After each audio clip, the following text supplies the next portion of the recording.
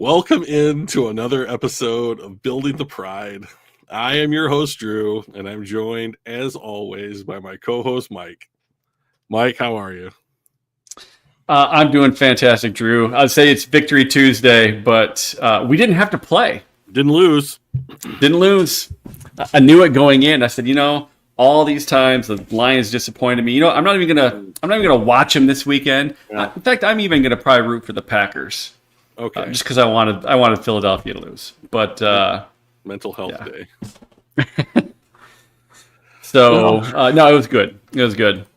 How are you doing? I'm fine. I'm good. Things are going pretty well. Notre Dame and Ohio State are playing for the national title, so that's kind of like one of the 7 signs of the apocalypse. The Antichrist might be released. We don't know. Yeah, We'll see. And if we know by next Tuesday, we will pass it on. Yeah. Drew, I know you're a Penn State student, and Drew Aller, their enormous quarterback, Ezekwa, has reconfirmed that he is coming back to Penn State next year, as is both running backs, Nick Singleton and Katron Allen, and edge rusher Danny Dutton-Smith, I believe his name is. Wow, so they're going to try to run it back, aren't they? Basically, if they can come back, they are coming back to Penn State next year. So, looking for Penn State to have a very strong year in the Big Ten. Michigan does not play Penn State next year. I wish we did. I always want to play Penn State. Why is that? Just because you like the rivalry, or? We do not have a rivalry with Penn State. Well, I mean, just like, do you like the matchup, or like, why do you like to play Penn State? I like the way they play football. I'm not a James Franklin fan, but I like the way that they play football. They play football in what I call Big Ten classic, which is run the ball well, play good defense, don't make mistakes, that kind of stuff. And they kind of like Iowa, but also offense. Like Iowa, but way better. Like Right. Like Iowa's rich, fun uncle. So like the problem with Iowa is that they just don't win. I mean, like they'll have a good season and they'll be like 8-4 or whatever, and then they'll play and defeat nobody of any consequence. And like Penn State at least plays other elite programs. I think that Penn State is tiers above Iowa when it comes to what it means to be like a successful collegiate program. I just like Penn State. I think they got fucked over pretty hard during the what's his name scandal. Yeah. And I didn't appreciate the way the NCAA went after the players who had nothing to do with it. Yeah, Joe Pa. Yeah, Joe Paterno. But like he died, and then the real sicko was arrested and in jail. And it was like, who's the NCAA going to punish? Yeah. So they punished the football team when they didn't do anything. It was the coaching staff. And a lot of the coaching staff wasn't there. I mean, and like they almost, I mean, what the kind of penalty that Penn State got, I can't believe I'm talking about this, but like the penalty that Penn State got was just a step above the death penalty. Like they basically said that any player could transfer from Penn State and not sit out a year, back when those rules were still in effect. And there was an exodus. And they docked them scholarships, and they fined the university like a bunch of money, even though in the scope of the university's finances, it's probably, I mean, no one wants to pay out millions of dollars in fines, but like you can do it. Right. Know? And like, then of course, like the university is tainted, reputation wise. And so like, how can you attract new recruits? How are you going to get new coaches there? And like, who wanted to follow up Joe Paterno anyways? Now you have to follow up disgraced Joe Paterno, and so I don't remember exactly who they got. It was like some redheaded guy for like a year, and then they ended up like convincing James Franklin to leave Vanderbilt, I believe it was. And he's done fine. And like the knock on James Franklin is that he quote unquote can't win big games. Well, guess what, dude? Like it's really difficult to win big games in tier 1 college football. Like those programs don't want to lose either just because you haven't won one recently. It's same in the pros too, right? When people are like, oh well, this guy is bad, doesn't have a good winning record against, over 500 team. Well, they're over 500 for a reason, right? That most people by definition didn't beat that over 500 team. So like, come on. So besides with NIL and like the transfer rules, oh, by the way, I did hear that like one of their starting wide receivers did hit the portal today, but Omari, somebody, I didn't watch any of their games this year because they didn't play Michigan, but like I don't watch their playoff game. That's about it. I just don't harbor any animosity towards Penn State the way that I do Notre Dame and Ohio State. Yeah. So, and Michigan State. Don't forget them. Well, it's easy to forget them because they never accomplish anything. So hey now, go green. Like that's the difference. And like and that is the difference in the fan bases is that like I have no animosity towards Penn State because their fans, they're not dicks to Michigan. Yeah. And so like I'm like, okay, so I won't be a dick back. Like that's kindergarten level social interaction, right? Like and that's all it took was like for some modicum of respect to be transferred from me to them. It's just like let's not be assholes to one another. And like I'm not going to start something with a fan base unless I get it first, and then now okay, let's hate each other out. But like I'm not gonna. But respect needs to be mutual, right? Yeah, it does. And so like this year, like Tennessee and Michigan kind of had like a mutual hatred of Ohio State. So like Tennessee and Michigan fans have now kind of become kind of like friends, so to speak. They call it the Wolverine Alliance. Nice. Because we both don't like Ohio State so much. But well, we can call it friends made. We can call it Wamerica then, because the Wolverines and the rest of America doesn't like them either. Yeah. But ESPN does, so that's they're at the top of the ratings. That's how you get to be a 2-loss college football playoff seed. Yeah. College football. Fun times. They pretty much despise the whole NIL transfer portal thing. I think the two of them together is just so problematic, and I don't know which one needs to go if not both. Neither probably. One is no, I know it just is what it is, right? So the easy one to fix is the transfer portal. You just simply cannot open it after conference championship week and before the bowl games. Like, what the fuck is wrong with everybody? You just make it after the college football playoff is over. And a lot of these issues would be solved. I mean, like you guys lost your backup quarterback after the season, but before the bowl game started. Yeah. So I mean, like, what's that about? That's awful. Yeah. I mostly wonder if the transfer portal should either go away. I don't want to say altogether because obviously that's not going to happen, but have stricter rules around it. Like you can transfer one time. Or something like that. I mean, like in the pros, you don't see that. You don't just get to up and leave. I mean, you can hold out or whatever, but like, for the guys that are like, oh, I'm gonna go here, then I'm gonna go here. I'm on my 4th team in 4 years. I mean, come on, that's kind of bullshit. So, I don't know. Maybe some rules. I like the sit out rule. Like, if you're gonna do this, sit out a year. Make it hurt. So make you think about it. I don't know that you should make it hurt for kids who have like legitimate reasons to transfer.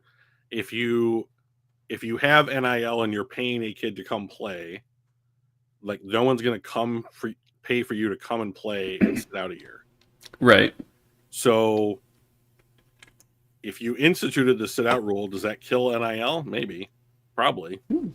Not a bad idea. Not a bad idea. They're not going to do it. So, like, I think what they should do is hire Andrew Luck's dad, who's run like 3 semi-pro leagues, and is like a genius, according to a lot of people, and just be the commissioner of college football and like empower him to discipline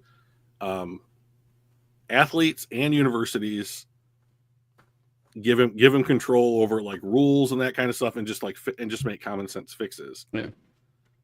That's the best course of action that I think. I don't think that will happen either. Yeah. So the NCAA is a completely failed organization, in my opinion. There's a lot of momentum behind the way we've always done it, right? Mm-hmm. So, and especially if that way that you've always done it makes money hand over fist. So it's a lot about the money. I think that's true. So, well, some other news and notes. I'll say on the pro side, we had Wildcard weekend. We have coaches. We've had what's going. We'll get to Wildcard, I guess, in a minute. But what else outside of the Wildcard weekend we want to talk about around the NFL?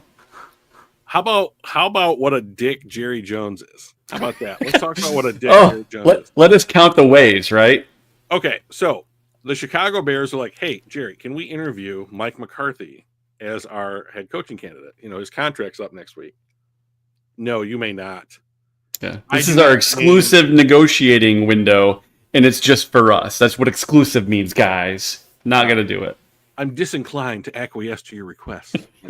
Means no, Then his contract is coming up, and they say, well, you're not going to come back next year. So Tom Pelissero at NFL.com tweeted out that it was a disagreement about the length of the years in the contract. All right, that seems normal. Okay. Like, you want me for 2 years. I want to be here for 4 years. We neither one of us are budging. Makes sense.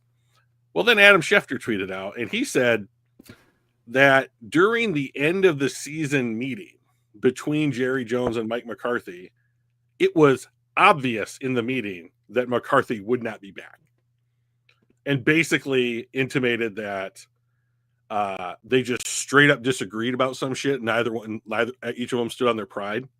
Yeah, and just neither one of them back down. And when you're not Jerry Jones, you lose those arguments. Yeah, he has a few more zeros in his bank account, and that's where he holds the power. So, not only did Jerry Jones make it impossible for Mike McCarthy to, at the time, interview for the Bears head coaching vacancy, he also made it impossible for the Cowboys to interview Ben Johnson and Aaron Glenn and any other like Bobby Slowick in Houston, like his garnered head coaching interests. He can't interview those people because he had a head coach. So why would you interview? Like, the Dallas Cowboys do a number of things that just don't make sense, that like other organizations have figured out. They pay their players late, they overpay players, and they just don't adhere to the same kind of like, this is the time of year that you do A, B, and C, and you want to get these things done early or late for these reasons. And it just, none of it seems to matter. So speaking of the players portion of that whole thing, you've got the last game of the season. Mike Evans needed 5 more yards or whatever in one catch to hit $3 million in bonuses. Tampa Bay's like, cool, we're going to find a way to get to him this very last play. They do it. He gets his $3 million bonus. Everybody's excited for him. Jerry Jones chose not to play Cooper Rush in that final week because he would have earned a $500,000 or $250,000 bonus. Like, who wants to go to a place where you're like, where would you rather go, Drew? To the place that says you need 5 yards for $3 million. We're going to do what we can to get it to you. Or the place that says, I'm not even going to let you play because you might earn $250,000 extra. Asinine. Keep being Jerry Jones, buddy. Let's just keep doing it. Everybody in the NFC East will thank you for it. Well, you don't get to be a billionaire by handing out $500,000 checks, like, so. But like, I mean, that level, I mean, like, I understand, like, so like, to me, Cooper Rush can't be on the Cowboys next year, right? Like, if you're telling me that you're going to sit me down because you won't allow me to hit my my player incentives, my contract incentives, when our starting quarterback got hurt and I'm in here doing my job. Yeah. And then you sit me for Trey Lance, I feel sorry for Trey Lance. He's been passed around. Yeah. Yeah. And like under some premise that you have to see what you have. Come on, bro. I mean, like, I don't think there's any risk of Ben Johnson going to. Not to Dallas. No, I think that's first of all, the Bears, at least their fan base is straight up like in heat for Ben Johnson. Like, it is gross, the level of like, oh, he's coming here, like, we want Ben Johnson. Like, you have Ryan Poles, dude. Like, the only way Ryan Poles hires Ben Johnson is if Ryan Poles fires himself.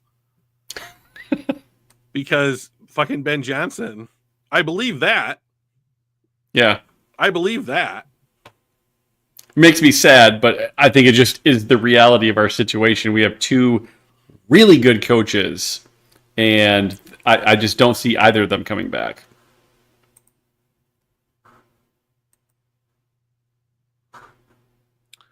Well, okay, so let's talk about the Lions coordinators. Okay. My guess is that Aaron Glenn is going to be the head coach of the New York Jets. That is my guess. He played for the Jets at some point in his career. Oh, Zakwa, dude, we are on the wavelength. I love you. He played for the Jets for a time. Like, he seems like a pretty, like, I think his personality would fit in well in like a New York atmosphere. He is a leader, and I don't think that the media is going to be a problem for him in New York. And I think that they need to go in a different direction. First of all, I think that I think changing the culture at a place like the Jets compared to Detroit is a completely different mountain to climb. Because of the media. Right. And the Jets have at some point, they have like a storied history, right? Yeah. In the 70s. Yes. It's been a minute. In 60s. Yes. However, a little bit more recent than us, but not, so. I think it takes so first of all, can Rex Ryan stop talking about taking the Jets job? Yeah.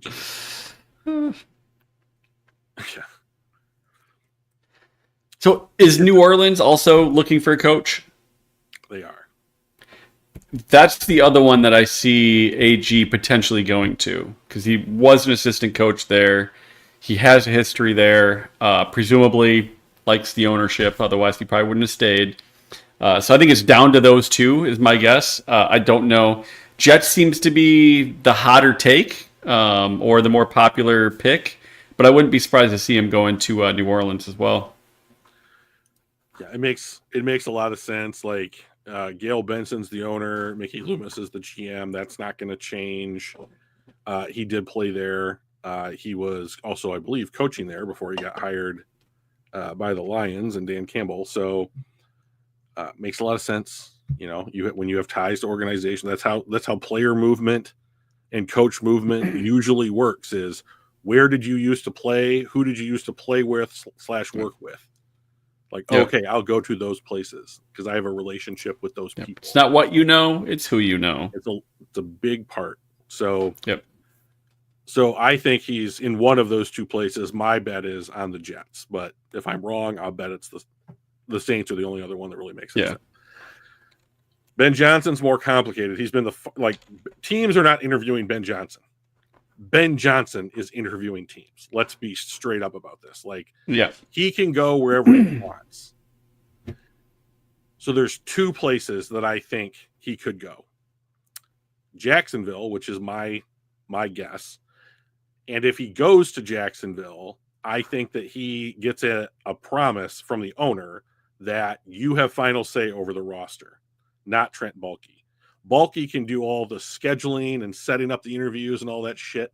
And then Ben Johnson will be like, we're going to go with this one. We're drafting that guy. We're going to sign this guy to this contract in free agency, not Trent Baalke. Does he seem like the kind of guy that would make that kind of a demand? Yeah. Really? I never got that kind of. It's a little bit arrogant. You can't be a head coach in the NFL and not be arrogant. I don't see Campbell doing that, for example. Like, he didn't go and say, like, I'm going to make the final decision. I don't care what Brad says. Brad, you do what I say, right? That's just not the way that it works. But he had no leverage when he was coming into Detroit. He was a first-time head coach who had never coached, and no one had Dan Campbell on their radar. Ben Johnson has been the most sought-after head coaching candidate in the NFL for the last 2 cycles. True. So he has all the cards.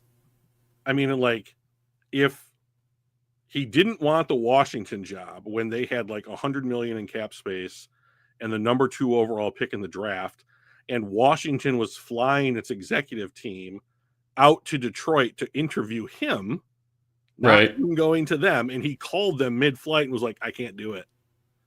Yeah. And they turned around and flew home. That's the difference. So, like, and let's be real. Dan Campbell is confident, right? Like, and we say confident as opposed to arrogant because he's our coach. Right. But, like, all coaches in the NFL have to be a bit arrogant because the job demands that you be that in order to have people, I think, respect you.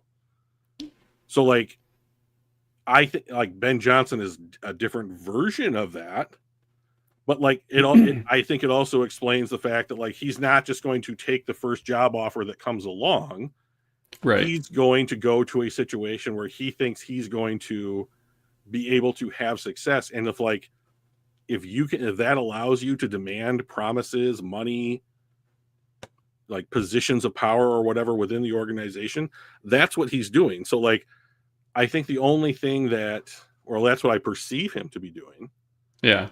And so I think the 2 people who are willing to go to the greatest lengths to acquire Ben Johnson are Shad Khan in Jacksonville or Tom Brady in Las Vegas. Remember, they fired Antonio Pierce in Vegas and then fired Tom Telesco, their first-year GM, who did a nice job in the draft, a week after. So why do that? Well, I think it's because the rumor mill is that Ben wants to bring Ray Agnew like along with him to be his GM.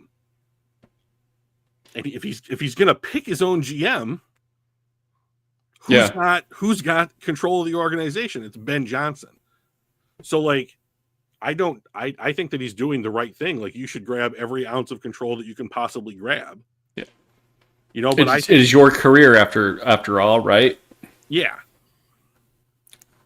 So, I mean, and if we think about, say Ben Johnson goes there and he brings Ray Agnew with him. Yeah. AG goes to wherever, the Jets, the Saints, wherever. Mm-hmm. We will get, I believe, 2 comp picks for like the next 3 years.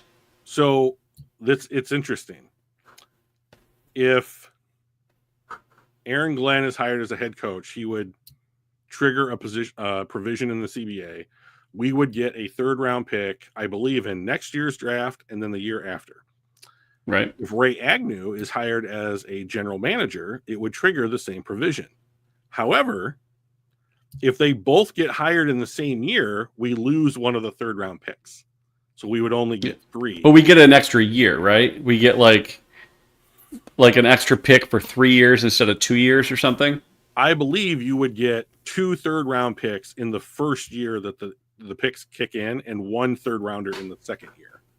Gotcha. But I'm not 100% on that. But I mean, I'd love to have those guys around, right? But like, if they're going to go, I wouldn't be upset at getting 3 top 100 picks. Right. You know, for nothing, for developing talent. Correct. For developing talent. Yeah. So I believe they both go. So the question for me is, I'm going to be interested to see where they go And I think there's a better chance that Ben Johnson comes back than Aaron Glenn does. But because he really wants the right spot. Correct. But I do think that Tom Brady is a big enough whore that he will sell the organization down the river if it means getting Ben Johnson in the facility. So what else? Oh, so the guys that I think are replacing our coordinators for next year are Tanner Engstrand, who I believe is either the passing game coordinator or a special assistant of some kind. I think he's been tabbed as Ben Johnson's replacement. And then he'll work with Goff to reconstruct the offense under him. And I think that like next year you would see Goff call a lot more plays at the line. And Kelvin Shepard, right? Kelvin Shepard, on Kelvin Shepard, our linebackers coach, would succeed Aaron Glenn as the defensive coordinator. Yeah. And it's possible they might not be the only guys we lose. Yep, Spielman is interviewed with the New York Jets GM position, which would be interesting because and I think New England. Maybe. I don't know. I think I'd read that, but New England's already picked their head coach, so it might be they might have already decided not to make any changes at the upper management level. It's weird to me that New England was like, okay, go away from like Bill Belichick and then Gerard Mayo. And then they immediately hire a guy who played for Bill Belichick. Right. Yeah. And the other guy that we might lose is Hank Fraley. Our offensive line coach is interviewing for Seattle's OC job. So if I'm the Lions and I know I'm losing, if I know that I'm losing Ben Johnson, I go to Hank Fraley and I say, listen, our plan is this. We will pay you more and I will give you another title like assistant head coach or something like that.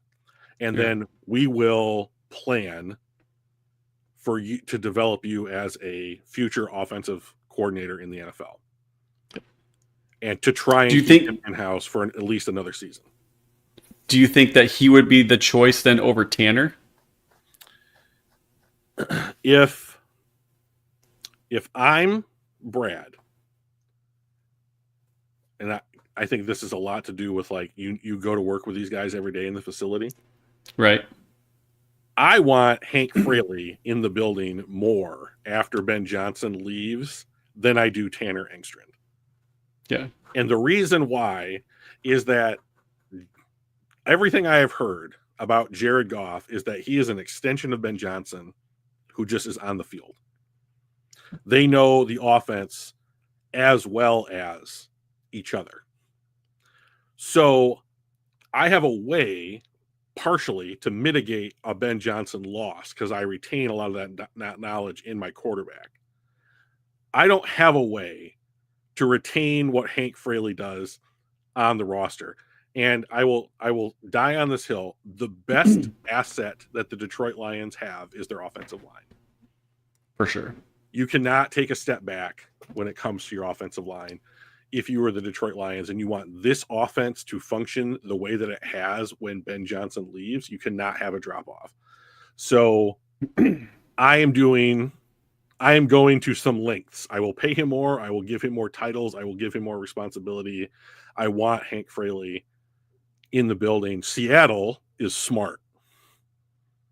That is a smart hire if they go after Hank Fraley. And how often do you find like an offensive line coach getting into that position? Very similar to like Campbell, right? He was a tight end when he was on the field, and I think he was a tight ends coach or something like that. Like he was a position coach when he got elevated in Miami to the interim head coach, and then I think he was a position coach in New Orleans, wasn't he, before he came to Detroit? So I know at some point he was a tight ends coach. I don't know exactly when. So you don't see a ton of that like position coach, especially the offensive line just always seems to be overlooked on when it comes to like in the defensive line for that matter, when it comes to being into coordinators, and I don't know why. I don't know if it's because that's just the trench and people like, oh, we need it on the field, but those coaches just know trench warfare. They don't know, bigger scheming. I don't understand why, but you just don't see a ton of that. So I feel like Hank Fraley is one of those like hidden gems, right? Oh yeah, 100%. Dan Campbell does not want to call the offensive plays. He does not want to do that. Like he did it when they relieved Anthony Lynn of his offensive coordinator duties in the first year of the new regime, but like he doesn't want to do it. He wants to focus on. He did it up until then. He was calling the plays up until that happened, and then when they swapped out, he said, "Ben, just go," and gave it to Ben at that point. Yeah, if they're gonna hire someone to be the offensive coordinator, it has to be with the assumption that that person will also call the plays. Yeah. Anything else around the NFL before we pop into the Wildcard weekend roundup? Yeah, there's lots of stuff, but let's just do the thing that you said. All right. Wildcard weekend roundup. So, obviously, Detroit didn't have to play. The Chiefs did not have to play. So, what does that leave us? That leaves us... Bam! Look at that. Chargers versus Texans, Steelers at Ravens, Denver in Buffalo, Packers versus Philly, Washington, Tampa Bay, and last night the Vikings v. Los Angeles in a neutral stadium because of the wildfires out in LA. I heard that the wildfires in LA are getting close to Katrina levels of damage as far as property is concerned. That does not surprise me. It looks devastating. So let's go in the order that it's presented on the screen here. I thought the Chargers would win. They did not. Turns out we did predict blowouts for all of the AFC games. We just got the wrong one on that particular game. Yeah. So it turns out turning the ball over is a horrible way to win football games. Who knew? So, and then the Chargers did that. They had 9 turnovers all season, and they had 4 in their playoff game. So gross. Lad McConkey was great, but everybody they got 2 guys over 67 other than Lad. Lad McConkey is a straight up boss. He played really well. Herbert was a 60.3. But I mean, look at this. Quentin Johnston way down there. This is not the way you win a game, being red and orange. No. Houston, on the other hand, had 9 guys with a 65 or better. Nico Collins had an 88.4. That's pretty solid. And they had a couple guys with bad games, but I mean, obviously, far fewer than what LA had. They it just didn't look like the Chargers team. Yeah, and this is where it kind of comes down to, right? That defense was pretty dominant. They had 2 guys over 90, 1 guy at 89.5, just missing that 90 mark. Like that's dominant. Will Anderson abused Joe Alt all day and showed why he was a number 3 pick. In his draft class, and why Houston traded up a king's ransom to get him. Derek Stingley, who was hurt for a lot of his time, he's an All-Pro this year and had a wonderful game. Kamari Lassiter's a rookie that's playing really well. They signed Daniel Hunter in the offseason to be their replacement pass rusher. He did a great job. Like, Houston just came to play and forced the Chargers into bad spots and took advantage of it at every opportunity. So in an uncharacteristic game. So good job, Houston. Yeah. Baltimore, Pittsburgh was exactly what we figured. It wasn't even this close. Wasn't even close. Pittsburgh, I believe, has lost 4 straight games, including this game. They lost 4 going into this game. Oh, so this is their 5th straight. This was their 5th straight loss. I believe so. It was not close in the first half. There was nothing that would indicate that the Pittsburgh had any promise of winning the game. It felt out of touch right from the start. I think there was a stat that Baltimore had 300 yards of offense in the first half, and like 200 of it was rushing yards or something. They had like a 15-play drive where they called pass plays, and Lamar didn't have anything open and took off, and they effectively had 15 runs straight down the field for a score. So I mean, like, Pittsburgh has a great pass rush, but it just doesn't matter when you run the ball. So Baltimore just ran it down their throats all day, all game. Looking at the roster, I see 2 LA Rams cast-offs like sitting there. And that's why. Yeah, and that's why they're not back. Yeah. So on defense, it was kind of the same way. Like, Baltimore's defense played really well.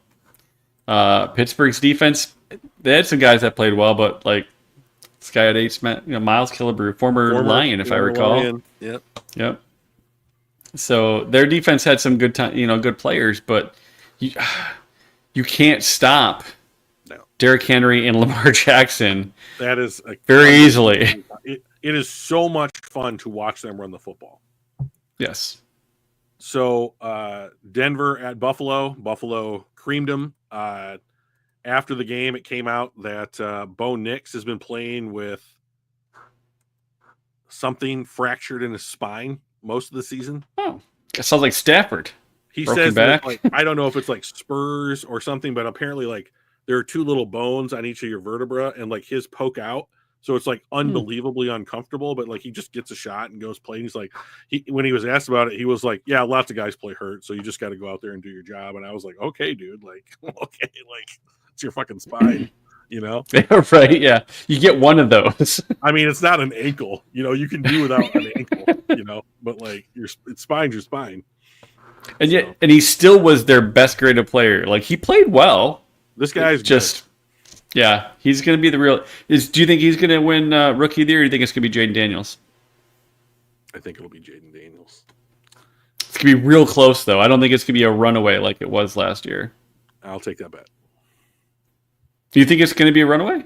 I think they played equally, but I think the narrative is far supports Daniels. Yeah, I can see that. So I think that the voting will reflect the narrative. Yeah, and you can't win with your defense like this, right?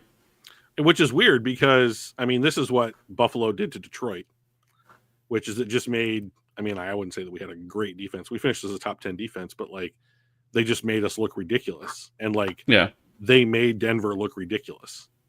So, and Denver has a great defense too. So, I mean, they didn't play like it. like all season, they had like a legitimate, excellent defense, and Buffalo just humiliated them. And so that's what Josh Allen does to people. Yeah.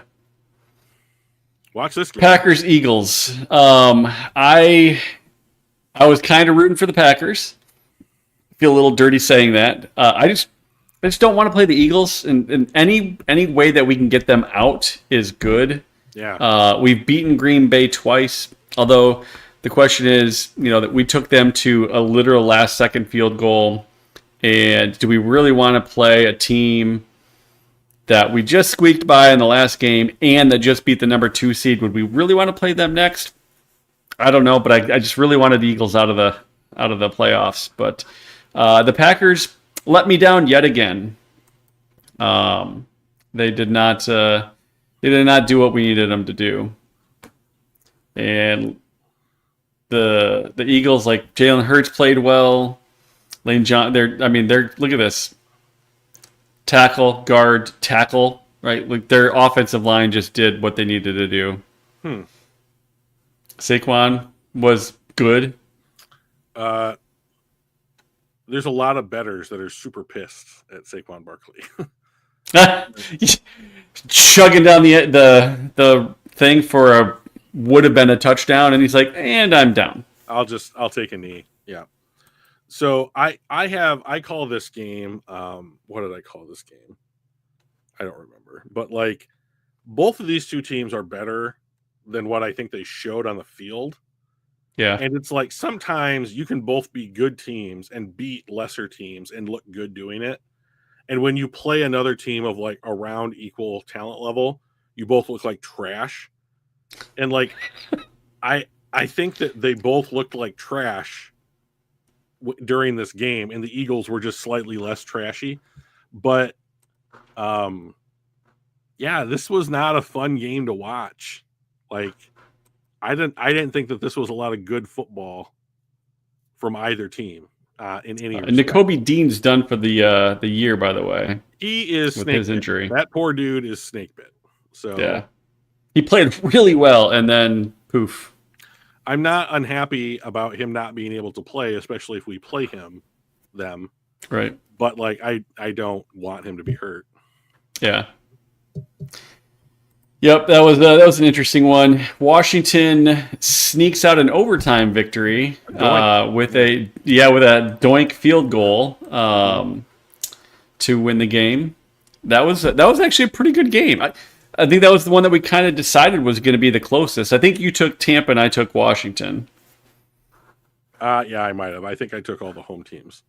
Yeah, and this was the only. I think I said the LA Rams Minnesota Vikings game would be a coin flip with just a little bit more of that tilt toward the Vikings. I think I said 51-49, not score-wise, but like percent to win. But yeah, this was the only one I actually called right on the NFC. I'm played well. Not surprised how Tampa Bay played. I'm a little more surprised how Washington played. It was at home, and I agree with that. Like it's any additional information or time that you get is just that much better. This is the most eminently beatable team that we could be playing. So, like, there's only one thing that really scares me about Washington, and it's Jaden Daniels, and just like the miscellaneous factor that he brings to any game. I feel the same way about Josh Allen and Lamar Jackson, and like I think that he's probably the next quarterback in that vein. We play like this tier of quarterback. By the way, he will not slide. So if I have never once seen Jaden Daniels slide. And I swear to God, Brian Branch is going to murder this kid. If he ends up here's the thing that he does that I think is going to get him killed. It hasn't gotten him killed yet. And he is skinny too. Like, I don't understand how he absorbs these hits, but like he'll be running down the field, scrambling, and then he'll spin move. And he doesn't even do it having bent his knees. He does it from like a straight up position, like a ballerina. Right. And I think that if he turns his head to Brian Branch is going to take his head off. At the shoulder, though, because you don't want a 15-yard penalty. Well, he's going to get a penalty when he's going to. That's for sure. But like, if it knocks Jaden Daniels out of the game, like I would trade Brian Branch for Jaden Daniels in a heartbeat. Oh well, yeah. So I don't think he's a dirty player. Let's get that clear. He's just a hard hitter. Right. So but I do think that someone in the offseason has got to take Jaden Daniels by the ear and like put him in a chair and just make him watch baseball, because if he does not learn to slide, he is going to get hurt. Yeah. He is going to get hurt. Like it is just not, he is not big enough to sustain some of these hits that he takes are unbelievable. It's like he made a deal with some deity that his body can't be hurt during the time the play clock's going. It's crazy. Anyways, it's unbreakable. He's the only X factor in this game that I am at all concerned about. Detroit has not played mobile quarterbacks well. Well, in the past, we haven't played too many mobile quarterbacks in the last year or so. Right? We had Justin Fields, but like we didn't play him this year. Josh Allen. Yeah. So he hurt us. Yeah, there's one. Yeah. Now, Josh Allen is much further along than Jaden Daniels is. And he's built like a linebacker. He's enormous. The whole reason I wanted to play Washington is I want a rookie quarterback going into Detroit and that playoff atmosphere. Oh god, that'd be great, wouldn't it? Well, it's happening. So like, yeah, I know. I'm still like that atmosphere would be electric from a fan perspective. Sure. So I think it's going to be tough for Daniels to play in that environment. And I think the fans are going to make it tough. Here's the thing. These teams are almost as good as one another on offense, but Detroit scores about a touchdown more a game than Washington does, which is a lot. But like, if you look at their averages for yards and like how they rank on like third down conversion rate and that kind of stuff, they're very similar. Where they're different is in the defense. Detroit is good against the run. Washington is good against the pass. Washington has two linebackers that I think are going to give Detroit problems in Frankie Louvu and Bobby Wagner. So I think the place that Detroit needs to attack in this game is they need to throw the ball in the flats and run the ball. And they're getting back David Montgomery. Jahmyr Gibbs has been absolutely excellent while David Montgomery has been out. He's been absolutely excellent. It'll be good to have David Montgomery back as well. But this game just screams Jahmyr Gibbs to me. Yeah, their overall defense, PFF grade, is 29th in the NFL. Yeah. Their run defense is 28th. Right. So, yeah, they're tackling where they've got to be pretty low. No, they're actually at 14th in tackling. So if they do get to you, they'll take you down. But yeah, I think I'm not super worried. I think they started out as a 10-point or a double-digit underdog, double-digit point underdog going into 8.5. The 8.5 now. Yeah, that's what I saw. After this game that they played. I think Detroit covers 8.5. So I think that they will win by 10 plus points in the divisional round. And I think the reason I want this matchup, in addition to the rookie quarterback scenario, is this team has not played Detroit. Yeah. Minnesota, Green Bay, Tampa Bay, LA have all played Detroit this year. This was one of the few teams Detroit has not played. Detroit is a mystery to this team. And so I very much want, coming off of an extra 6 days of rest, for the offensive line to get in there and just beat the ever-living piss out of the just push them all around. Yeah. I want to see. I wouldn't mind seeing Gibbs and Montgomery each getting 20 plus carries. Yep. In this game, each over 100 yards, right? Each 15 to 20 carries apiece. Yeah. I don't think they're going to give Monty quite that much work, but I think he'll probably get 10 to 15, and I think Gibbs will get the rest because I think they want to ease him in. But I mean, they may surprise people and be like 25-15 would be great. Yeah, right, exactly. I really want to see the Lions play 13 personnel in this game. One running back, 3 tight ends. Let's go. And like have one of the tight ends be fucking Dan Skipper and the other one be like Giovanni Manu or somebody like that. And just like, let's absolutely. The 7 offensive linemen. Let's put 7 O-line, like in all seriousness, like let's put 7 O-linemen who can all move, except maybe Skipper, like on the field, and have J-Mo be the other guy. And like, guess what's coming? Like you want to put Baptiste on Dan Skipper, I'm really happy about it. You want to put Frankie Louvu on Penei Sewell, here we go. We're coming at you. Like, I just think this is a team that the Detroit Lions can just overpower. Yeah. And I think so. I'm thinking this is something like 38-23. I'm not sure they're going to score 23. I'm pretty certain that we're probably going to be around that 38.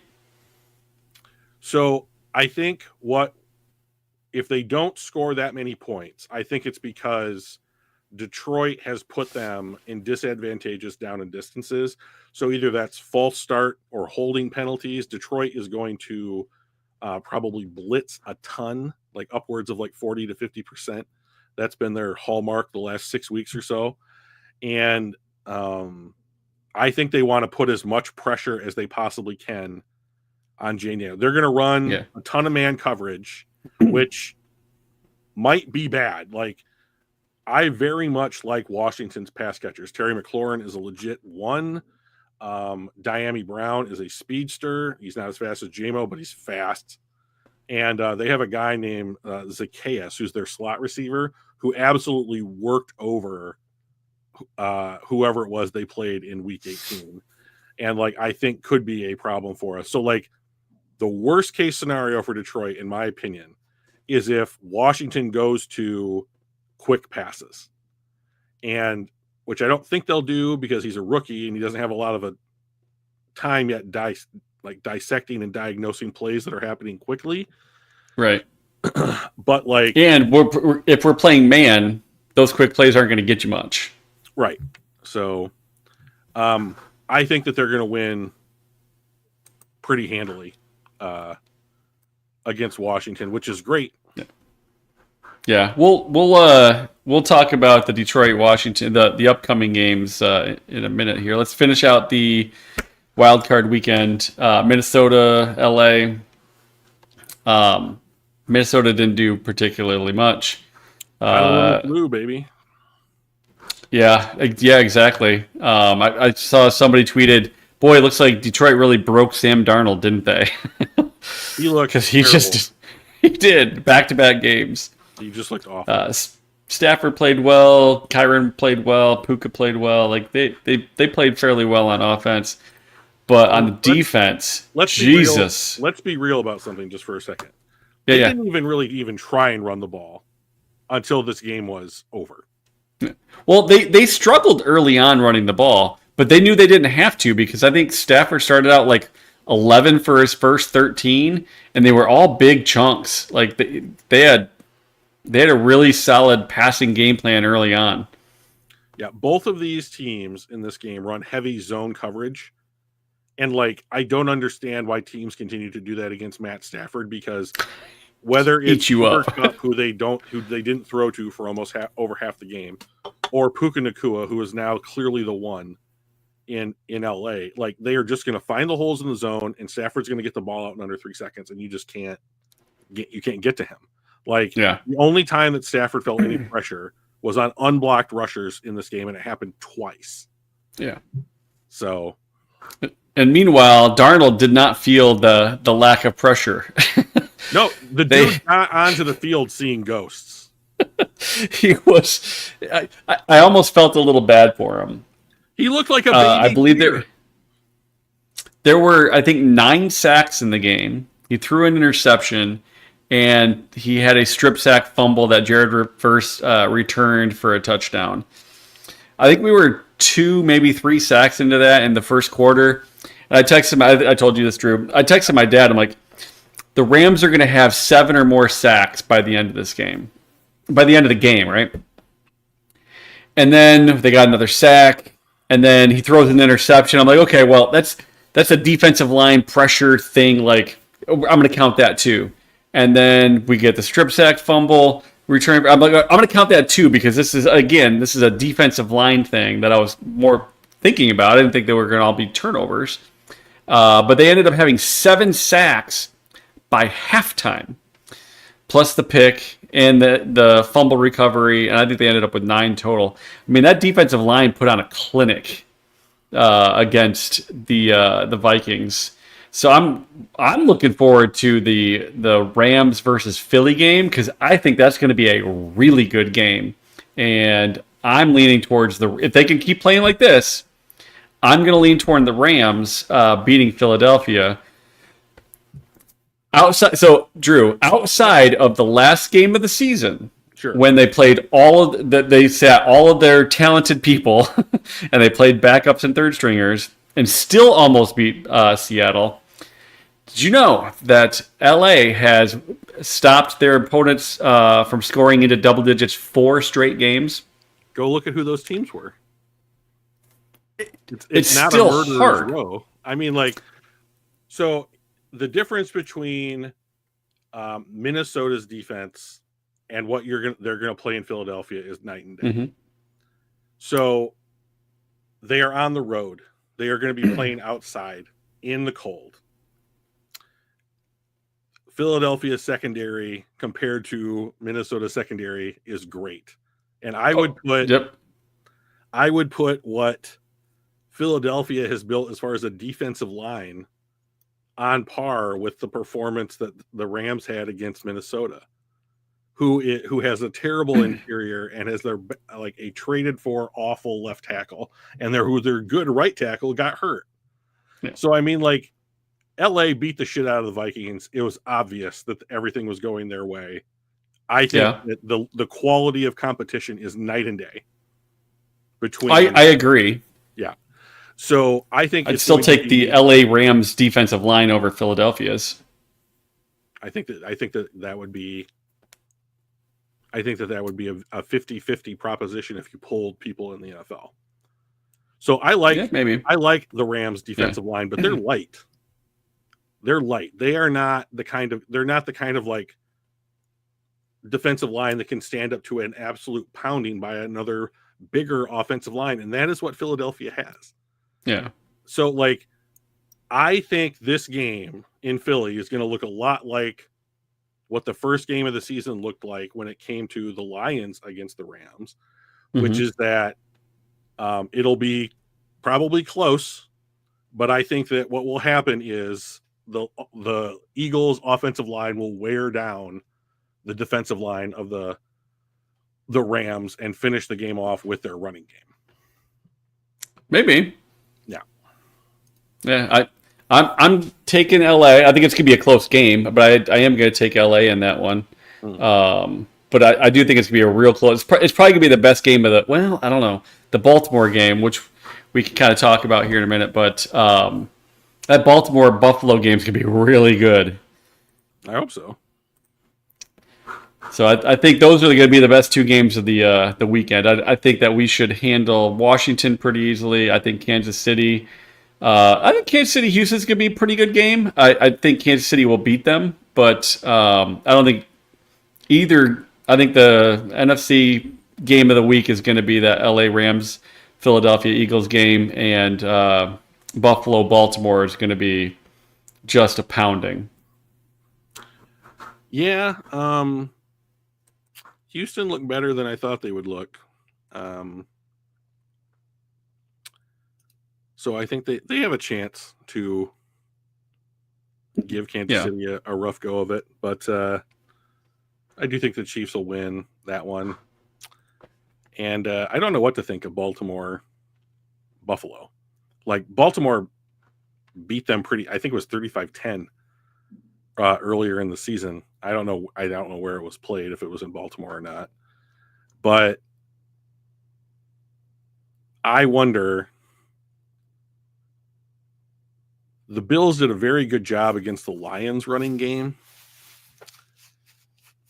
And so I'm very confused as to where the advantage is for Baltimore. But if they can't run, they're not going to win. So, I mean, like, I think that Baltimore really needs to be able to run the ball effectively. So I know that in the Pittsburgh game, every time that Lamar and Derrick Henry ran a zone read, the Pittsburgh player just took Henry and left Lamar to run, and Lamar gashed him. Yeah. So I don't think that Buffalo's defense is as good as Pittsburgh's on like a talent level type of 1-for-1 ratio. Right. But like I also wouldn't do what Pittsburgh did, like that didn't work, Yeah. And like don't you just always hit the quarterback in that case? I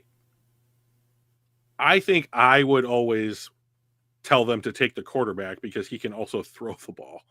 Right. You know, like, and the pounding that quarterback takes, not that you want to injure anybody on purpose, but like that adds up, you know? yeah, absolutely it does.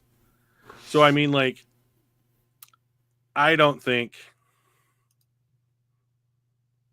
I don't have any idea who. I mean, I think I'm just gonna have fun watching it. Yeah, it's a coin flip to me. Yeah, they're both very good. Who are you rooting for? Who would you like to see move on? Well, I want Baltimore to win. I just like the way that they play football. Yeah. I have no animosity toward either team, so I'm not gonna. Yeah. Whoever wins, it'll be like, oh, okay, fine. You know, like go play Kansas City, and like that should be a good matchup. If it's Kansas City Buffalo, Kansas City Baltimore, like that should be a fun game. You know, I think of all the teams left in the AFC, I'd want to play Houston, but like realistically, I think I probably want to play Kansas City more than I want to play either one of these two teams. So I'm happy that one of these two teams is not winning. You know, so that was gonna be my next question: is if we were to meet one of these two teams in the playoffs in the Super Bowl, we'd have to get there, but like, who would you want? Who do you think Detroit matches up best with? Like, Buffalo. Who would we? Buffalo. We'd want to see Buffalo again. Let's root for Buffalo then. Well, you can root for. I mean, if you want to do that, that's cool. I'm going to be rooting for Baltimore, but like, I think Detroit has a better chance against Buffalo than they do Baltimore. Like, to me, Baltimore is Josh Allen plus Derrick Henry. I mean, like, there's a worse matchup. No, I'm not concerned about. So to answer Buster's question here, what happened? Oops. I clicked it right at the same time you did. You bastard. I am not concerned anymore about the Detroit Lions. Period. I will pick them to win against every team in the NFL. I think that the Detroit Lions pose a very difficult matchup for every other team in the NFL. And I think we beat ourselves against Tampa Bay. Good job on Tampa Bay for taking advantage of it. Week 2 of the season. And I think that Josh Allen is difficult for everybody to play against. Yep. And like we will have more people. And that was in the midst of losing people for us too. Right. And I think that like the defense is going to be as healthy and with as many people back as it possibly could have when they get to the Super Bowl. And there's always the chance that Hutch plays. And if even if Hutch is 60% of what he looked like earlier in the year, like that's better. That's different matchups. That's moving people around. That's not having a second string player out there for X number of snaps a game. Like, it's just better. And I'm just kind of here for beating Buffalo. Like they pretty much smacked our face in our own building. And I would kind of like well, we're going to get past you, like mentality. Like you got to get over the people. Like you want to be the king of the hill. You got to knock the king off the hill kind of a scenario. Like I'm kind of here for that with Buffalo right now. So speaking of Hutch being back in 60% being pretty good, I believe he got Pro Bowl votes, even though he played 5 games, right? He got one All-Pro vote. One All-Pro vote. That's what it was. He got, I believe, and team All-Pro vote. So that is unheard of when you have played less than a quarter of the season or about a quarter of the season. Yeah. So that's how good he was. Yeah, he was really good. He was on track to be Defensive Player of the Year. So I just want to win the Super Bowl. Exactly. That's all. Is that too much to ask, Drew? We just want to win the Super Bowl. I just want to win the Super Bowl. I don't want anything else. I really just want to win the Super Bowl. That would be so much fun. All right. So let's talk real quick. I know we kind of talked a little bit about the game before. Detroit, Washington, PFF has them at 9.5-point favorites with a 55.5 over under. What do you think over under? I think they go over. Over. It is mostly because of us, right? So I don't think it'll be over by much, but like I thought 38-23, that's 61 points. So I mean, like, I think 55 is being pretty generous. Now, if it's less, it's because they didn't score. Yeah. Right? Like, there's no not because we didn't score. There's no way this is like a 30-7 Washington victory. Like, there's just no chance. So, like, the Lions, because of the attrition on defense, have to win on offense. And, like, the offense is just built to do that shit. And, like, Dan Campbell is not going to fuck around when it comes to fourth down. Like, he's going for it. So, like, I think that Washington will just not have as many chances. Yeah. You know, and, like, Jaden Daniels holds the ball forever. He's been really good. I think he's at least a Pro Bowler, if not an All-Pro. I think he's a Pro Bowler this year. He's Pro Bowl. Yep. So, like, he's really good, and I'm not throwing shade at Jaden Daniels, but he holds the ball for a long time. So, like, the opportunity to knock the ball out of his hands, to sack him, to, like, create, like, a negative play and down and distance are all more present when someone holds the ball for a long time. So, we should be getting Terrion Arnold back. Ennis Rakestraw might be available. You know, like, Amik's playing super well, you know. I'll say, and Amik had a game of his season or of his life there this last game. Yeah, you know, and so I think that this defense is very confident. You know, Anzalone's back. You saw the difference, like, with him on the field. Like, and you were right, by the way, on that play where he jumped up and threw his arm. It was to be like, oh, the fucking clock's at 0, refs. Like, it wasn't a signal to Kirby Joseph like I thought.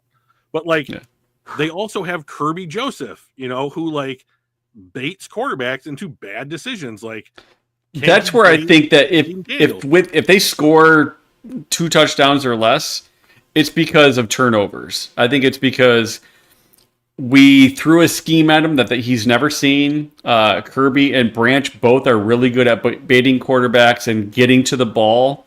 Right as he makes that decision to throw, they're on their way. And I think there might be a couple turnovers, hopefully pressure, but also I think just from the scheme of our defense and the talent of our guys back there, I think we got a really good chance to get a couple turnovers again. Yeah, so Anzalone just has everybody in the right positions. Kirby's an All-Pro this year. Like, I think that there is a lot here that could be disadvantageous for Washington. Like, I do think they have a path to be successful, but I think that their path is more narrow than what the Lions' path is. Yeah. And what Detroit has shown all year is, if we can't run the ball, we'll throw it. And if we can't throw it to St. Brown, we'll throw it to Laporta. And if we can't throw it to Laporta, we'll work JMO over on a deep cross. Or, we're not going to do this, we'll break out a trick play. Like, I don't think there's a way that Washington can just cover all of it. Over under on 2 of trick plays this game. Well, we'll say 1.5. That way 2 can be an over. Thank you. Trick plays. I will say under because I'm not as big of a fan of the trick plays. So, right. But, they did run that shit against Minnesota in a game that super mattered. And, like, this game matters as much as super matters. If you haven't played all season, like, if you want to win, if you want to keep playing, you got to win, right? So, like, it's all out there for it. Yeah. Now, like, I think there's a minimum of 1 trick play. Okay, yeah. So, like, but I wouldn't be surprised if there's a second. Like, and would you consider like a flea flicker a trick play? Yes. Yeah. Okay. Yeah. So I think there might be something like that, but I think there also might be a Dan Skipper sneaks out or a pass to Penei Sewell or something along those lines. Yeah. So and to your point, like the overall grade, we're second, they're 12th. We're third on defense, they're 25th. We're fourth on offense, they're 9th. Which is, obviously single digits is good, but like our strength of schedule was still 16 compared to 30. Like we're second, third, and fourth with a 16th best strength of schedule, and they're 25th in defense, only 9th in offense with almost the easiest schedule in the NFL. So like those things are all in our favor. Daniels has played really well for them. I mean, Goff's played well for us, right? I mean, obviously, he's played about as efficient a football as any quarterback ever has. So while Daniels has a higher PFF grade, it's not a slight on Goff because he is playing absurdly efficient football. So I do think he gives them a shot that they wouldn't have otherwise. I just don't see them having too much of a opportunity to. I mean, I don't know, maybe an injury or something is like their path to victory. It seems like to me, just because we're just better than them every single phase of the game. I just don't see a position group that I'm like, you know what, they're better than us there. Right. That's just it. Like, I think when you're talking about what can be done from the pocket, I think that they have an advantage because they have a mobile quarterback, and that's the only. But I don't know that he plays better than Goff. Like Jared Goff is as comfortable and as confident doing what he's doing in this offense at this point in his career than he has ever been at any point in his professional career. So like, I don't know there's a way to replicate that. And like, for as much as you and I have bashed Goff, like, he is not making mistakes. Like, there might be a tip pass, like, and he's going to put the ball behind a receiver every once in a while. But like, I would look at his like turnover worthy plays per game over like the last 2 months of the season, and like look at like, he's just not making mistakes. I would be surprised if his turnover worthy plays were. It's pretty low. You know what? Actually, we'll go by position. Turnover worthy. Let's also do the dropbacks just so we can filter out the people that haven't done much. 19th out of the 44 that hit that metric. So as a percentage, as a total number, he's at 32. Yeah, see, that's where you want him, right? Like, so I mean, you don't. You want him lower than that. This is sort of the other way. So we want a low number turnover with. He had 17 turnover worthy plays. Oh, so 1 a game. Yeah. So fine. Like, but you want him. You want him at the top here. Sure. Right? Like, yes. But like, based upon who he has been, right? Like, this is excellent.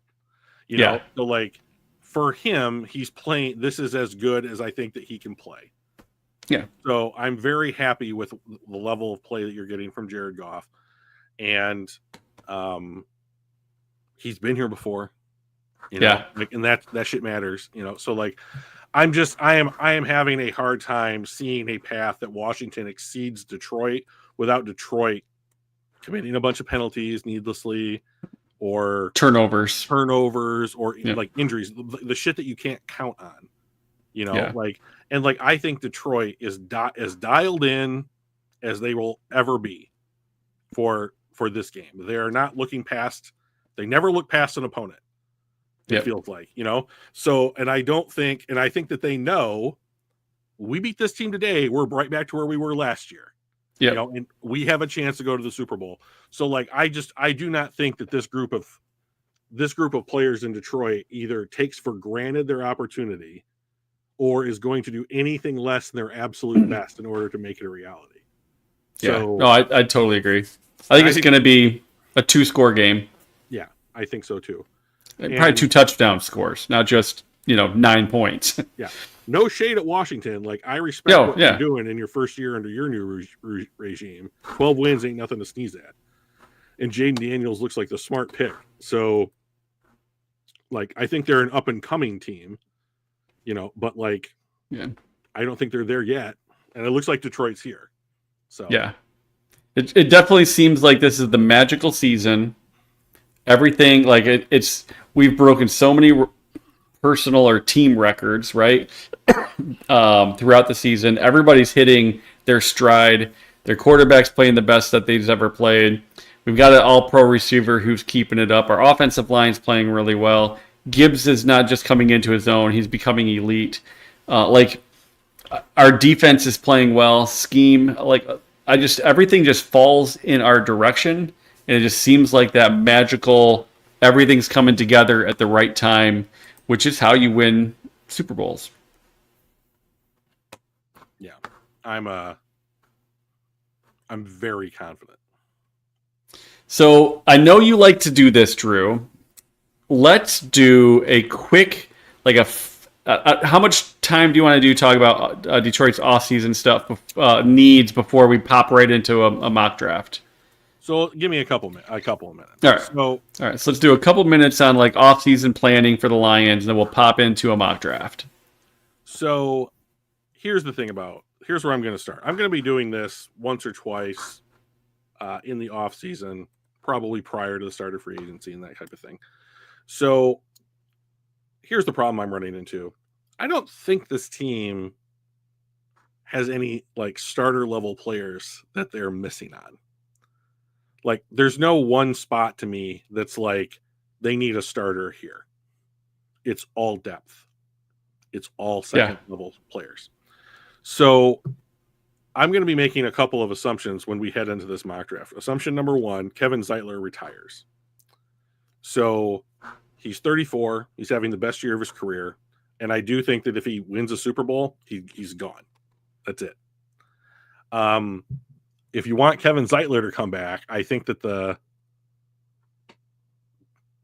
thing that has to happen is that he gets offered more money and they don't win a Super Bowl. And I'd rather win at a Super Bowl and have Kevin Zeitler retire. Right. So Kevin Zeitler retires. Number 2, they're not going to trade any of their current starters to other teams for any reason. And number 3, that we are letting Carlton Davis walk in free agency. So those are my 3 assumptions for quote unquote their offseason plan. Okay. And so for all of the other stuff prior to the draft, where I'm going to start is they are going to bring back everybody. That's my first thought. So this year, once the new league year starts, you can sign Kirby Joseph and Aiden Hutchinson to extensions. Yep. So I went to Spot Track and I looked to see what they are projecting Aiden Hutchinson's next contract to be. And they are projecting it at something 36, 35? No. So they are projecting Aiden's next contract as 4 years, like 122 million. So 30.5 a year. Okay. Which makes him like the second highest paid defensive end in football, under Nick Bosa's ridiculous 34-year contract extension. However, that's a guess by people who follow that stuff. Yeah, I believe that Aiden Hutchinson is going to sign the largest non-quarterback contract in NFL history. I know. I'm like, I don't see him not being the highest paid guy. So my personal guess is 34.25 million a year over 4 years. So that's each. Yeah. So 34.5 times 4, Mike. What's that? I got it. 34 and a half. So that's 120. 138. 122. All right. So my prediction, 4 years, $138 million. 34.5. He is the highest paid defensive end for 8 minutes before the next guy signs his deal. So Kirby, if you make him a top 5 paid safety in the NFL, is going to be making somewhere between $18 and $21 million a year. So my guess for Kirby is 4 years, $19.5 million a year. So $78 million. And that's a shit ton. I'd do that. Right. So, first of all, Brad drafted both of these guys. So he has yet to let a draft pick who has worked out walk out the door. Right. Kirby is an all-pro. He's made a huge jump this season as opposed to last season. I can't imagine they let him walk. Well, first of all, he has next year under contract, but he's eligible for an extension. So you get at least one more year of Kirby Joseph at at a decent price. And then I think Aiden, they are going to be like, well, we're not letting you go. So how's this bag of money? Is it big enough? And then the rest of the roster, I think, gets signed to like reasonable deals. Like you bring back Ife Melifonwu for like 2 years, $9 million, something like that. Like Tim Patrick probably gets like 3 years, $12 million, that kind of stuff. And you sign contract eligible guys. So like the guy that I have a question about right now is Derek Barnes. Right. I think he gets more. The last time somebody had 9 picks was 15 years ago. Yeah, but picks are not indicative of contract extensions. Like I hear what you're saying. I agree. Like it's a lot. I think that the kind of player he is, the style that we play in, is what's going to let him get this bag. And if Aaron Glenn leaves, you do have to make a decision, because the next DC, unless it's Kelvin, if it's anybody but Kelvin, like they may ask them to play differently, right? Which is why I think that they're going to promote from within. It's because they don't want them to play differently. So Tim Patrick, I don't think they re-signed again. I guess he is eligible. Okay. I would bet they wait one more year just because he was hurt, and like talk to his agent and say, listen, we gotta spread this out a little bit. Right. And like we are fully intending to re-sign JMO, but give us one more year just for the books. He's not going anywhere. We're gonna do right by you. See what they say. Who knows? Like I think that everybody wants to be here, and like so long as you're not taking money off the table with JMO, I think that he'll be all right with basically being like, I'll play on my last year. And they do have a 5th year on him. They can pick up if they absolutely needed to, but I don't think they're going to. But and you just can't. I mean, last year they extended Goff, they extended St. Brown, Penei Sewell, and McNeil. So I mean, like, they spent a lot of money. They spent like $1 billion in commitments this last year. Yeah, Barnes is the guy to me that I am unsure about, because he's in St. Brown and Penny's class, but they didn't extend him. And then he got hurt. So what do you do? I mean, his position coach is I think the favorite to be named new defensive coordinator. So like, what does Kelvin Shepard think of Derek Barnes? I mean, I don't know. I know that they love Anzalone and Campbell, and Rodriguez played well. Yeah, but he may not be ready to play next year right off the bat. It's true. He's got the knee injury. So Levi, and this is because of Ali McNeil's injury and Mekhi Wingo's injury, you have no 3 techniques worth their salt on the roster. So like, if they're not ready to go week 1 of the season, if they start on NFI or they're just not put on the injured reserve but don't play, like you still need somebody there to play that role. So like, Onwuzurike has played well this season. I don't think that he's in line for like a major second contract, but like if you offered him something like 3 years, $21 million, would he play on a $7 million a year contract, considering that he got paid like $4 million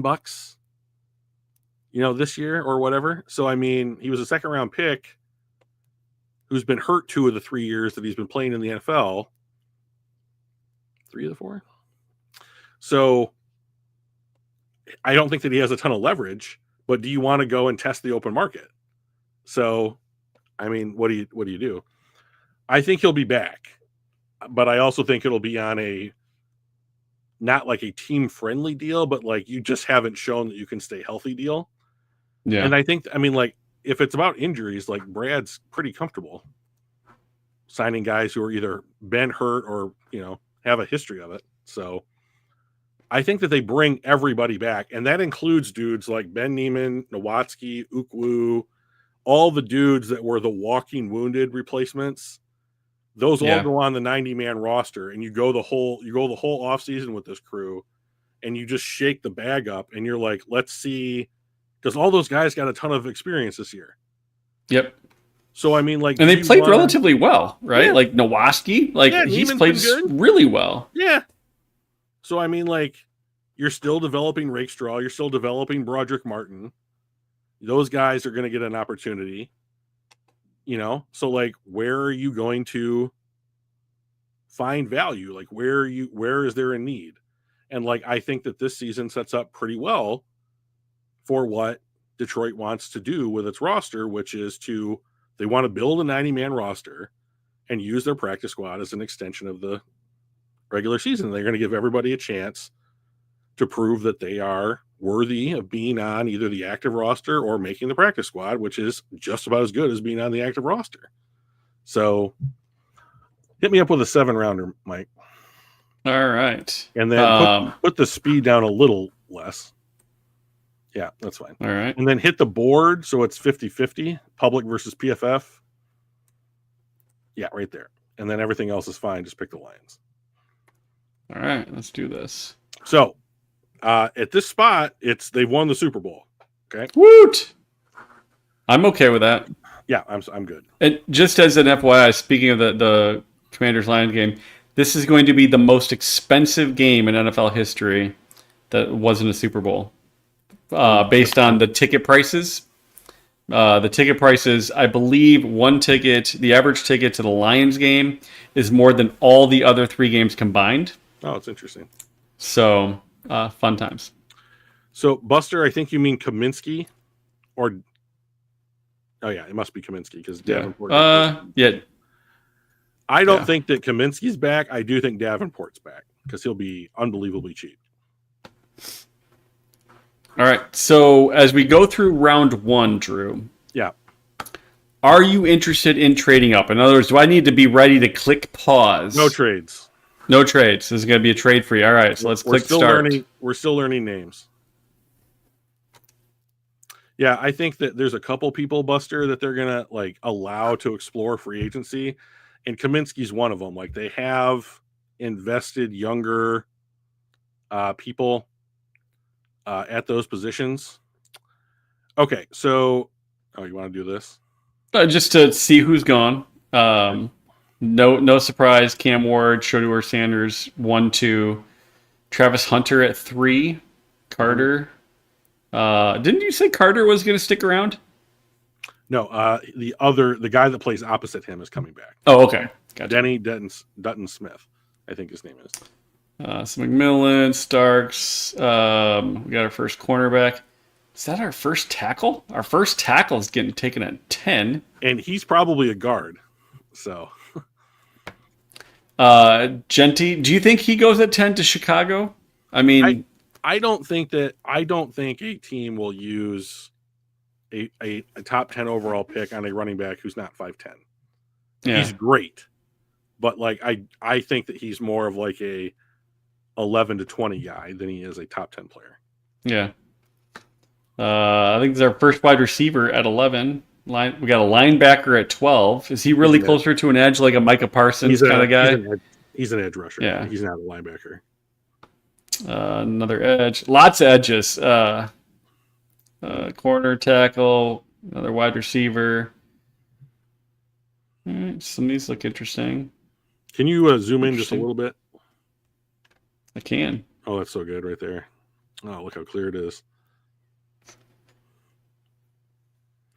Yep. Some of these guys are players I wouldn't mind on the... I think Colston Loveland in Kansas City would be electric. That would be great. Well, I mean, they got to get... I mean, how long is Kelsey going to be around? I think he retires after the end of the season, regardless. Yeah. So, he's got a lot of... All right, so that's what we've got. So, I scroll down just a smidge, Mike. I want to see this guy from Stanford. I would get used to... Oh, you just passed him. Oh. There he is. I would get used to seeing this guy's name in reference with the Lions. Alik Aomaner is his name. He is young. But, Mike, if you click on first look real quickly, he's big. 6'2", 210. Here's the thing about him. He loves run blocking. He loves it. And I think this guy, if he's on the board at 32, is one of the players that Detroit will have a first round grade on, who meets the like intangible aspect of what Brad and Dan want to see in guys they add to the team. Everything I've heard about this guy just screams the kind of criteria that they look for. Always in the gym, hard worker, really smart, does everything he's asked to do, goes whistle to whistle, like even outside of just playing the wide receiver position. I think that he does everything that you would want him to do. So I would re-sign Tim Patrick to like a 2-year deal because he's earned it. And then I would draft this guy, if this is the pick, to basically be like, you are the next Tim Patrick. So we're going to develop you, because now we have that luxury because we don't have to draft starters. We're going to draft you. You're going to play. You'll get some snaps. You'll probably be a special teamer, but that's who I think that guy is. If you want a guard, like if you're not too sure about Graham Glasgow, I think Wyatt Millum from West Virginia is a good guy. He fits the height, weight, speed profile. He is both a good zone and gap blocker, which the Lions utilize both concepts. And here's the thing that makes me think that he's a guard for the Lions is that his pass sets against his pass block grade against true pass sets is elite. And if like that's what makes that is what reminds me of Kevin Zeitler when I look at this. Yeah. Game. So like, I think he's gotten better every year. He hasn't been hurt. He's been a left tackle at West Virginia. And so I could see him playing left guard for the Lions. And if you want to make an investment in the offensive line here, this would be, if he's on the board, this is who I would want to go with. Okay. And you go with him with the expectation of maybe in year 2 or 3 he slides over to tackle? So my anticipation would be something like Zeitler in our scenario here. Zeitler has retired. Christian Mahogany has taken is the front runner to take over at right guard. Right. Penciled in day one starter. You then go to the draft. Millum's or is it Millum or Wyatt Millum. Millum's here. You would draft him. Now, Graham Glasgow is in his early 30s. He's in year 2, going into year 2 of his extension. It's certainly not a contract that you can just, you can get out of it if you want to. Like, it's not crazy expensive to keep him. And like, you need to keep this guy, you need to keep the offensive line in good working order. He's also played left tackle. So if Decker gets hurt, is he a left guard to replace Graham Glasgow for a year or 2 and the eventual successor to Eric Decker? Possibly. Like you did it again, Drew. So click on first look for me. All right, but you got to promise that you're not going to call him Eric Decker again. It's Taylor Decker. You did it again, buddy. 6'6", 317 is a big boy. If he puts on 10 pounds, like over his first year and his first offseason in Detroit, he is right around what they want their offensive lineman to look like. If you want to know what kind of lineman Detroit wants, they want big, heavy linemen because they want to wear on you. So you want them in the like 315 to 325 range or bigger. Yeah. Like Giovanni Manu is enormous. Skipper is enormous. Ragnow, Sewell, Zeitler are enormous. Like, they are not going to take some 6'3", 290 guard. There's not on the radar. So this guy hits all of the boxes. So I like. So let's click off of him. There's one guy I want to talk about, and it's this guy, Landon Jackson from Arkansas. So the way that the Lions like to run their defensive line, they have a nose tackle in DJ Reader. They have a 3-tech in Aleem McNeil. They have a pass rusher, a designated pass rusher. That's Aiden Hutchinson.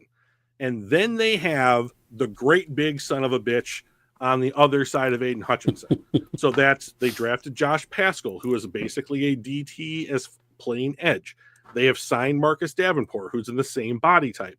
That's the guy they want across because they want to form a wall and have Aiden crash into the wall to cause havoc, get pressure, sacks, that kind of stuff. They want to collapse the pocket down on the quarterback. Like a tidal wave almost, right? So they need an edge setter on one side. Is that not Zadarius Smith? He's not. Zadarius Smith is Aiden Hutchinson.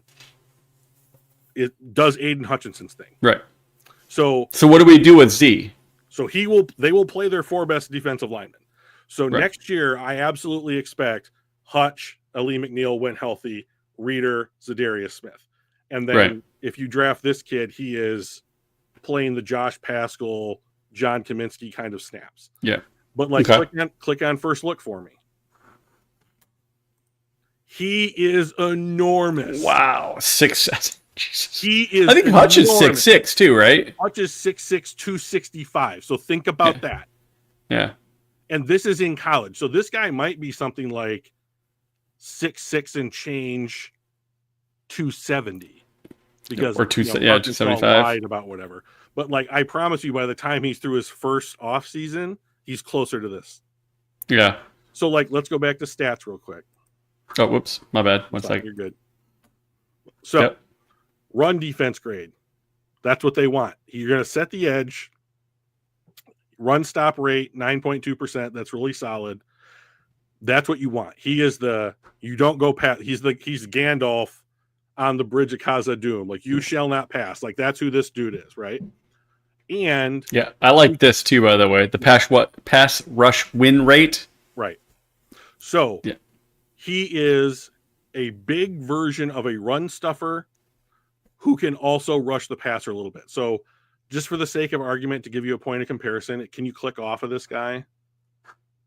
And then there's a guy named Princely Uman. It's the next guy down. Yeah. Click on him real quick. So, and then if we look at him, this is Aiden Hutchinson. This is what Aiden Hutchinson looks like on his comparables list. Yeah. So 6'4", 255. So now this is a little smaller, a little faster, probably, right? And so look at his so he's a 23.9 pass rush win rate. Still a good run stuffer, smaller. This is the kind of player that the Rams would love to have. Yeah. So I love this guy. If we end up with him, I would not be unhappy at all. So, but this is just a point of comparison. This is a true pass rusher. Landon Jackson is a wall who can rush the passer. That's the difference. The Lions want the wall. And he played really good against a damn good team. At first I'm like, well, yeah, but is he good because he played Wake Forest and Kentucky, and look at that score against Georgia. That was my thought. Was well, maybe it's because he played terrible teams, but he stepped up big against a top 5 team in the CFP. So, Mike, who do you want? Yes. Do you want the next Tim Patrick? Do you want the guard replacement for Graham Glasgow, or do you want the edge, the future edge setter for the Lions defense? Well, I'm curious what the chat wants. I'm leaning. They're a little bit quiet today, but Hatters isn't here. Otherwise, we probably had a whole list of stuff, right? I'm leaning toward the linemen, right? I think that if we can get a replacement for Glasgow, a fill-in guy, Zaka's on my side here, yep. A fill-in guy for if Decker, he's getting older, so he's, more prone to injuries, obviously, and potentially just take the mantle after he's done. So Brian's going with edge. I'm leaning towards the tackle that we can play as guard. All right, Mike. What about you? I know who I would take. I will say it after you make the selection. Right. I'm gonna take Millam. Okay. I would certainly support that move. I would have taken Landon Jackson myself. Yeah. But that's fine. I would be equally happy with Millam. I'm heading towards the offensive line also. Okay, so Buster and Zakwa have outvoted Brian and myself for For the better. Okay. By the way, can you scroll down to like Mike Green at Dallas real quick? I saw it. Yeah, I saw Landon Jackson went at 41. So, I mean, if we really, if he was still sitting there at 40, I could see Detroit maybe potentially trading up. Well, so if they really wanted him. In 32 is good for two reasons. One, you won the Super Bowl. Two, as far as the draft is concerned, it's the last pick in the first round. And traditionally,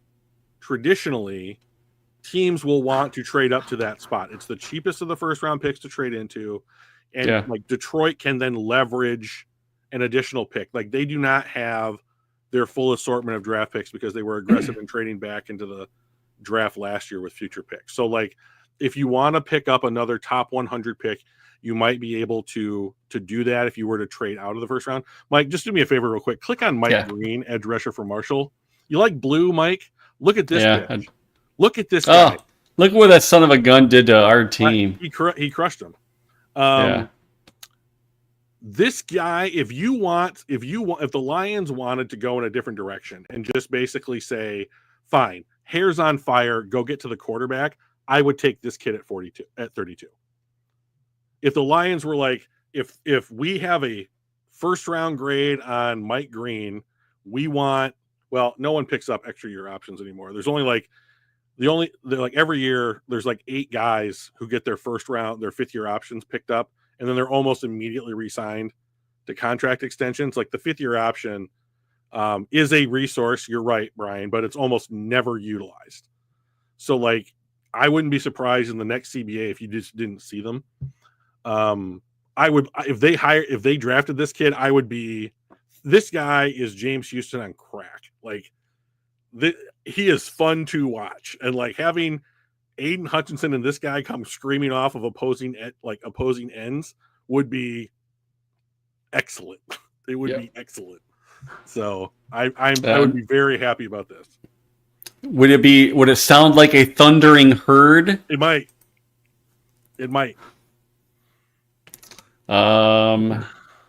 Let's see. One of the best names in the draft right here, Scatabo. I don't like him for the Lions. A lot of people say they like him for the Lions. I don't like him. Like, you're going to be running a halfback? Why are we going to? Yeah. I mean, I don't think Craig Reynolds is on the team next year, but like, I also don't want to take a running back in like the second round, you know. So let's see who we have here. So we took Milam. Brad rolls the option into his re-signings. He might, You're gonna have to scroll down for me a little bit, buddy. All right, I'll allow it. Yeah, you are in charge. So I'm going to shrink it just a little bit to zoom out so we can see more than 2 people on the screen. Yeah. So the Lions have a choice with Ife Melifonwu. When he plays, he's been very good over the last 2 seasons. The issue is he doesn't play very often. Kevin Winston Jr. is great, but he got hurt this last year. It's the only reason that he's available at the end of the second round. This guy is great. And like, unfortunately, all of his 2024 comparables are from 2 games, one of which he got hurt in. So, I mean, like, you just don't have a great idea of what this guy is. But if you look at his junior tape, he's completely excellent. Yeah. So, like, total 74 snaps. That's a bummer. Yeah. So you have Kirby, you have Branch. Those are your starters. But, like, I think this would be a very clear upgrade, at least, especially for health. For depth. Over Ife Melifonwu. And you might even keep Ife and then want to keep this guy in your back pocket because, like, for long-term implications. So why don't you click on first look for me? Tight end goes. I think that Colston Loveland will go somewhere in the first round, but somewhere between like 16 and 32. Like, I think he's the second half. I think Tyler Warren from Penn State will come off the board, maybe at Indianapolis at 14. And then I think Colston Loveland will either be like a Bengal or a Chief before the first round's over. So 6'2", 208. He's 21. I love it. He's not some 25-year-old senior. Thank God. I would love to have this guy as a draft and stash player for a year. Like, make sure he's healthy, get him into shape, have him play alongside Kirby and Branch, and I think that you would have just a dynamic safety room. So yeah, and he's a Nittany Lion. He's a Nittany Lion. Yep. So unless there is an edge rusher in the next like 2 or 3 picks, I think that I would probably take. Yeah, nothing for a while. Let's take Winston. Wow, they're all gone. They're all gone. Look, edge 88. If you do not get a dude in like the first 50 picks in this class, you're not going to get a like startable edge player. Wow. Yeah. Winston, we're gonna go with. All right, let's do it. Let's go with Winston here. So now we don't have a 3rd round pick, so we have to wait till the 4th round. Buster, I'm loving these questions, man. Keep throwing them in chat. Like Zakwa, Brian, if you guys have any questions, like just go ahead and just throw them in. Like anything and everything's welcome. So remember, I am not drafting anybody with the idea that they are starting for the Lions next season in this class. This is all depth. For depth. Hey, Michael, what's going on? What's up, Michael? Michael is a very prolific Twitter poster. Tweeter. So if you guys want to follow Michael, I do. It's a good time. He kind of razzes some of the other teams in the division. Mike, if you want to throw your Twitter handle in chat, why don't you go ahead and do that, man? I try and like all your stuff, but like you do post quite a lot. Okay, so I do want to bring. I have a question for you. Yeah. Hendon Hooker is going to be at the end of his rookie contract. In 2 more. Do we take? Well, do we have 2 years? Or do we have 1 year? So all rookie contracts are 4 years long. 4 years, and he's going into his 3rd year next year, and he will be going into his 2025 is his 3rd year. So do we take a guy like Quinn Ewers, or do we trade Hooker to a quarterback needy team and take a guy like Quinn, or no? So first of all, if you try and trade Hendon Hooker, I think there's no chance on earth you can get a 3rd round pick back for him. Okay. So everything that you invested in him draft capital wise, I don't think that you can get back. Yeah. Which really hurts the idea of trading him, right? So like, do I think the Lions would do it if it meant he got an opportunity to compete somewhere? Sure. Because as soon as they signed the extension with Goff, he was never going to play. It's only if Goff gets hurt. Yeah. So he was an insurance policy. So that's the value he's provided to us so far. Correct. We just didn't have to use it. Yes, you're right. You're right, Michael. The picks from Glenn would start in 2026. So here's the thing. The Lions roster is, I think, broader than most teams because they do have depth and of the way they utilize their practice squad. Mm-hmm. I want a quarterback out of this class as a draft and stash. And I don't care if you have to keep him on the active roster and you just one guy light. I like Quinn Ewers. I think that he's good. Now, he's not the guy that I want to take in this class. There's 2 other guys that I would rather take opposed to Quinn Ewers, but he played well against some pretty good teams. He did, yep. He had a real dud against Georgia, but like almost an 80 grade against Michigan. He played well against Florida. In the championship. Georgia, Clemson, 60. I mean, that's not terrible, but like Ohio State as well. Like he's played well. Yeah, so I do like the idea of taking a quarterback. He's just not the one that I want to take. All right. So I also think that both Shane Zylstra and James Mitchell will be off the roster this year, which means you are in line for another tight end at some point. Yeah, depth guy. Yeah, just a tight end 3 somewhere. And so, like, I think that he needs to be big, even though tight ends are trending down. They're just larger pass catchers. He is not big.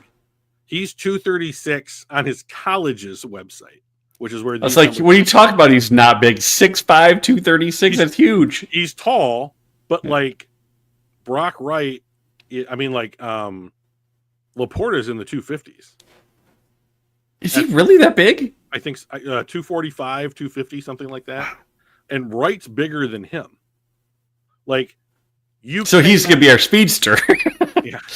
So like I like this guy if Tanner Engstrand can have an idea of how to use him, right? And this is like 2 snaps a game, right? Like it's just nothing. Yeah, he has to have a blocking upside. So like this guy's not bad at blocking, but he's in the ACC. You know, like they did. I think Syracuse played for the ACC title this year against Clemson, but this would be someone that I would be looking at. Like I don't know anything about him, so I don't know about from an intangible side if this is the kind of guy. But like this is where I would look to start taking like tight end 3. Yeah. So Shamar Turner is huge. Click on Kyle McCord for me from Syracuse. Now this dude played at Ohio State, lost to Michigan, so I have no problem with him. Look at his pressure grade. 71.9. That's amazing. And for this really class, good. For this class, it might as well be a golden star in the sky. Like that everyone like thinks is like a god and they make goat sacrifices to. That's how good he is against pressure compared to all the other quarterbacks in this class. Like I would take him for no other reason than he is good against pressure. And now click on his. And look at this. Yeah, he can. I like the deep grade, right? If God forbid Goff gets hurt next year and he has to come in, like him and J-Mo could probably find that chemistry pretty quick because you just chuck it. He can throw a 9 route. So look at it. Let's go first look here real quick. 6'3", 220. So he's not the biggest, but he's comparable to Goff. Yeah. Right. I think Goff and Stafford are both 6'3", aren't they? I believe Stafford is. I don't know how. I think Goff is 6'4". But I mean, like, let's not quibble over an inch, right? So, like, right. I mean, we're Goff. Yeah, Goff is 6'4". You're right. Over an inch, right? So, unless it's the difference between like 5'10" and 5'11". Oh yeah, it becomes a bigger. You know? So, like, sorry, Kyler, I didn't mean to call you out. Yeah. Buster, we will have a 3rd round pick if Aaron Glenn leaves, but in next year's draft, not this upcoming draft. So, I like this kid a lot. What I really like about him is that when he transferred from Ohio State, and like he got shit on, he was the scapegoat that year for their loss to Michigan. He went to Syracuse, which is not a traditionally good school, and he had a great season. And he didn't have just a good season by ACC standards. He had a good season, like a great season by the history of the NCAA. Yeah. Like kind of standard. Like, I mean, almost 5,000 yards. I mean, if he was playing like in 13 games. Yeah. Right. So like if he was playing at a Power 5, well, I guess the ACC is a Power 5 conference, but like it's not the best one.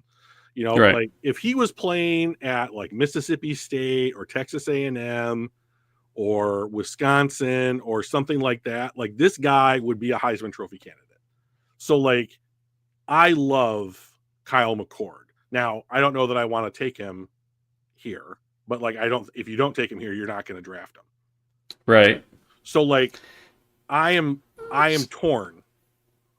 So who else do we take, right? Do we take like a Shamar Turner, another defensive lineman? So he's like 6'6", like 300 pounds. So he's kind of that tweener. Like if you want to replace John Kaminsky, like that would be a guy that I would think could do it. But I think you have to have a plan for him. What are the chances Brad uses our depth as an excuse to keep trading up for his targets? So I also think that like if you don't have a ton of picks, like then you can be aggressive and move up, like especially in Clayton 2. If you don't need a ton of picks, how dare you, Michael? If you don't need a ton of picks and you just want to go get your guys, that's fine. But you can only do that like once every 2 or 3 seasons because you just need and you need to be right. Right. So like you need to hit. Brad typically has been right. I'm never going to be the guy that's like, he drafted a dude, that's the right dude. I have 100% faith that like this guy's going to hit. I'm never going to be that. But like Brian asked a related question. How few picks do you think Brad is comfortable with in a single draft? In other words, how many times is he willing to package a few things up and only come out with 2 or 3, picks, but his guys? So I think the thing about Brad Holmes that I'm learning has been he wants maximum flexibility going into the draft. So he'll have a roster signed before the draft day. So like he's not going to have a ton of guys hanging out waiting for contract extensions before the draft. So he'll have, like, if he had to go to war, he'll know who he's going to war with. Right. And that will allow him to not have to be pigeonholed into drafting any particular position or type of player. So there's that. And then, like, but the thing about Brad Holmes is that I think that, like, if he wants a guy, that's who he's going to go get. And if he needs to trade from 32 to 10 or 12 or whatever it was to take JMO, who was hurt, he'll do that. You know, if it means trading down and hoping Gibbs is there, he'll do that.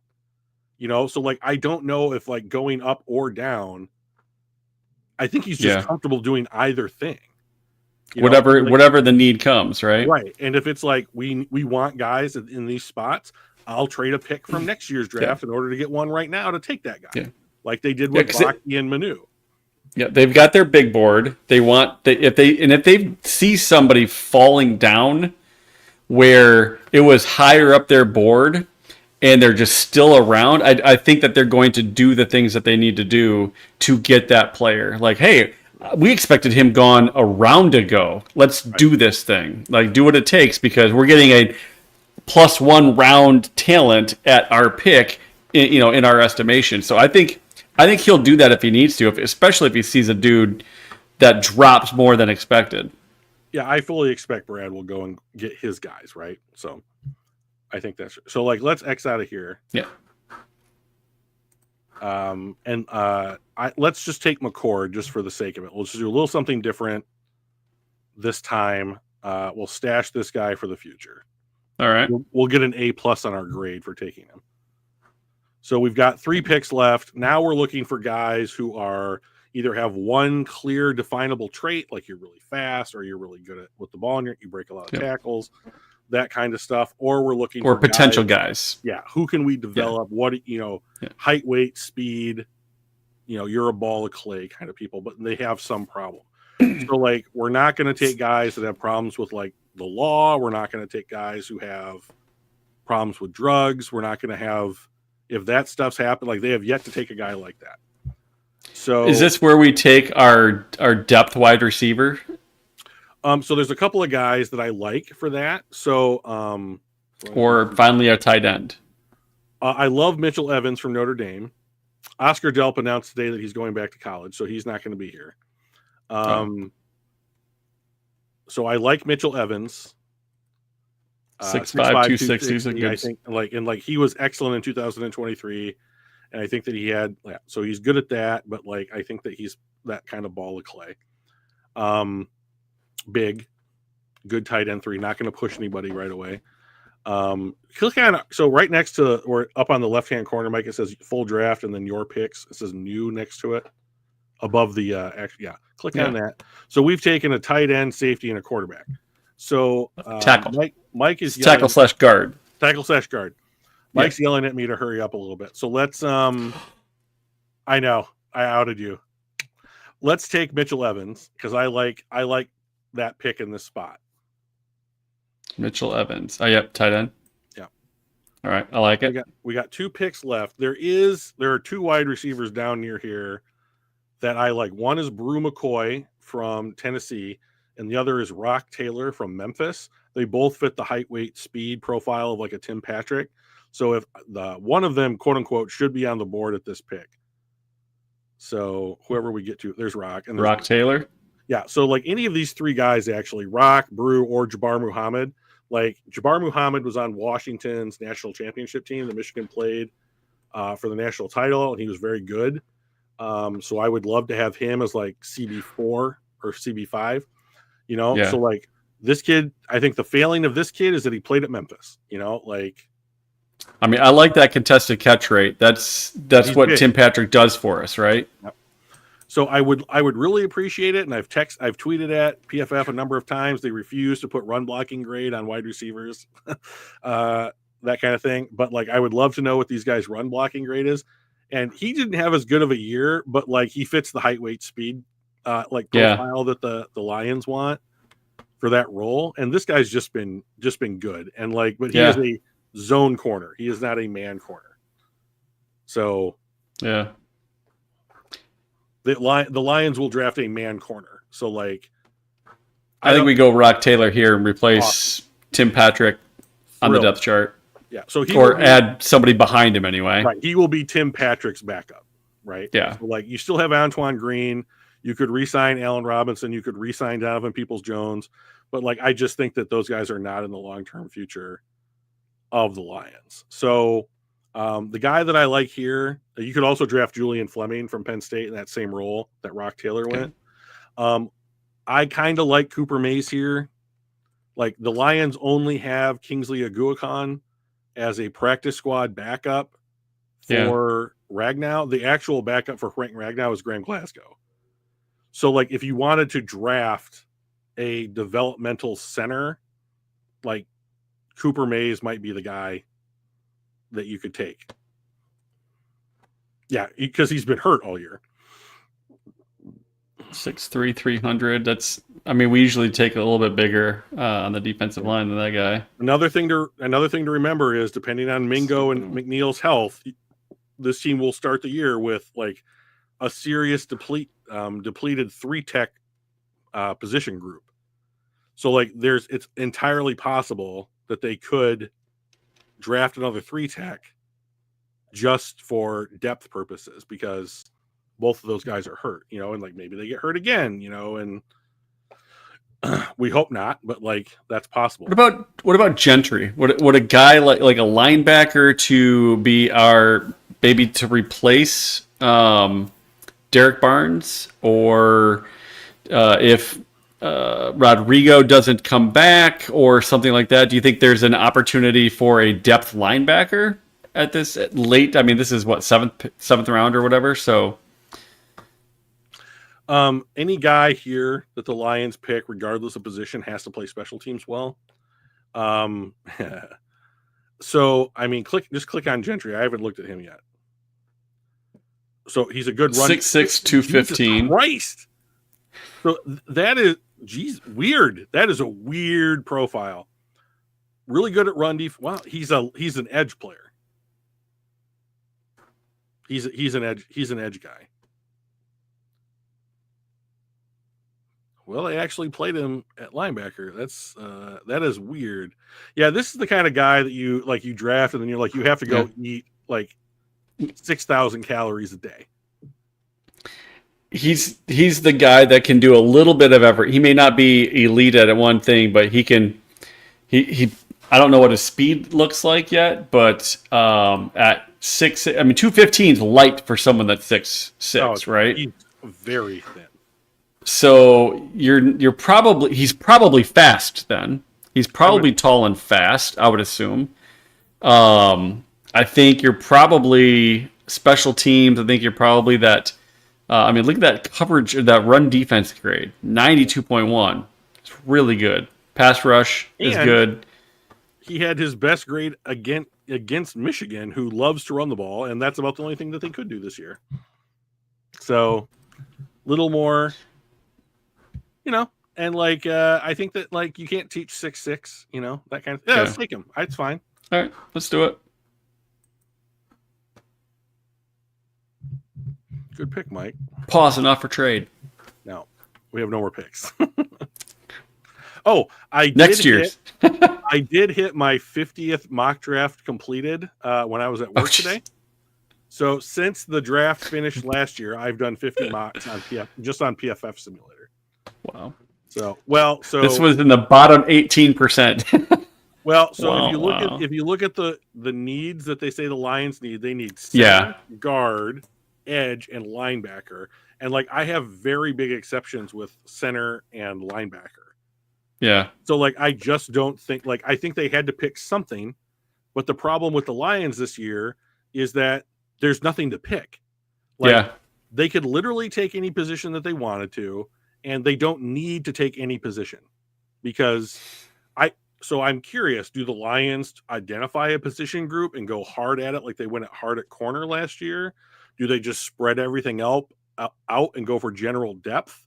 Like, do they trade up, or do they trade back a lot in order to like accumulate more picks?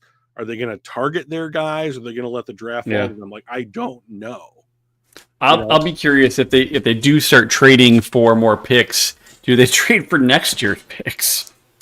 So, I mean, like I'll give you our second this year for your first next year kind of thing, or something along those lines. So that way you get a higher value next year when you maybe you need it.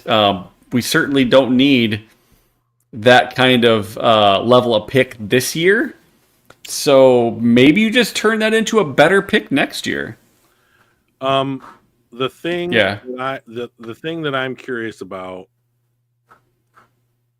is when they prepare to move on from Jared Goff. So 2 years out from the end of his contract, which I believe is the end of next season, you load up in the manner that you're suggesting? Yeah. So you have more draft capital if you need to move from the 30th pick to the 6th pick in the draft in order to the 32nd pick. Come on. You misspoke. Well, I mean, again, like next year. I mean, like 2-3 years at the 32nd pick is going to be a real bitch, isn't it? To be honest, it's such a shame. there is a mathematical study that was done about a decade ago called the Loser's Curse, and they used the NFL draft as a marketplace concept to test the hypothesis. And what they found when it comes to the draft is that the sweet spot of dollar per unit of talent is picks 25 through 40. So if the Lions are picking 32, they're right in the middle of that. And if you trade down, you would still be in that range probably, and pick up another top 100 pick for your effort. So like the thing that I would love to see the Lions do, especially if they win a Super Bowl, is continue to trade out of the first round, pick up more second and third round picks, keep the cap healthy, have a lot of draft capital, and then like develop a system where it's like, well, we love this player, but we're going to let him go into free agency. We're going to start generating comp picks and keep the roster healthy, like that kind of thing. So. Yeah. And as Michael says, if we win the Super Bowl, do we start planning for some of these guys? They're going to be like, you know what? I got my ring, right? So I did the thing that I've always dreamed of doing. And now I want to go get paid more than what you're willing to pay because we've already paid some other dudes. So we may have to start replacing some of those guys. Like Derek Barnes could be one of those guys. Oh, I got my ring. I'm not going to be the starter. I'm not going to be, Anzalone and Campbell are 1 and 2. Like I'm number 3 at best. If I can go number 1 or 2 someplace else and they're going to pay me for it, thanks. I got my ring. I'm going to go get my money. So is this Kirby Joseph? Does he not fall into that same category? He's at the height of his earning power at the right time. If he wins a Super Bowl, will he stay? Will the Lions pay him? Right. Or will they allow him to explore free agency? And if he gets signed to a top of the market deal, which is possible, would they be all right losing a Kirby Joseph? Like while I think they can re-sign just about everybody that they want to, like I think that at some point they are going to have to say somebody like Kirby Joseph, or I have a hard time believing that they would let Jahmyr Gibbs walk, but like, like that kind of thing. Like, where is their line for whom they're going to re-sign to a top 5 deal at their position? Yeah, because the cap will keep going up. The Lions will be first at the table to get their guys re-signed. They will give them top 5 position money. They'll give them top 5 position years. But, like, all of the guys they're going to re-sign now are their own draft picks. It's not Bob Quinn's dudes anymore. Right. Like, they let Jonah Jackson walk. There's no more Jonah Jacksons on the roster. So, like, is it Derek Barnes? Where's the line? Like, are they going to pick a position? Are they going to pick a dude? Is it going to be situationally based? Like, I'm here for all of it. Yeah. So, I'll be really curious to see how that all plays out. Like, what do the guys do? I mean, are the guys willing to take less money to stay here and build a dynasty? There are dudes that do that. It's not as frequent. Look at like what Gronk went to Tampa Bay, right? He retired. He came out of retirement, went to Tampa Bay. He didn't like reset the market or, signed an absurd contract. He wanted to win another Super Bowl with Tom, and did. So I can see potentially some dudes like that, or dudes at the end of their career that never got that ring, that said, you know what, I've got all the money I need at this point. I really want a ring. Let me sign for under market value. And exactly. And maybe it doesn't happen as much in the NFL like it does in the NHL, but that kind of stuff happens somewhat regularly in the NHL. But I definitely think that there's some, possibility of that. Well, I think they will look for deals. Yeah. And I think Detroit's going to be a very attractive place to go and sign. So if they want to, I think that those players are going to be available. Yeah. I don't think they're going to go out and sign the top free agent on the market like at 1201. No. They're going to get the Anzalonis, right? He was not a cast off from where he was before, but he wasn't the number one linebacker. He was a good player, and he went to a place where he knew and respected the leadership, and he wasn't expensive. He got quite a big raise after coming in and, having a resurgent career that year, his first year here. So we may find some more of those kind of guys too. I'm sure that they will.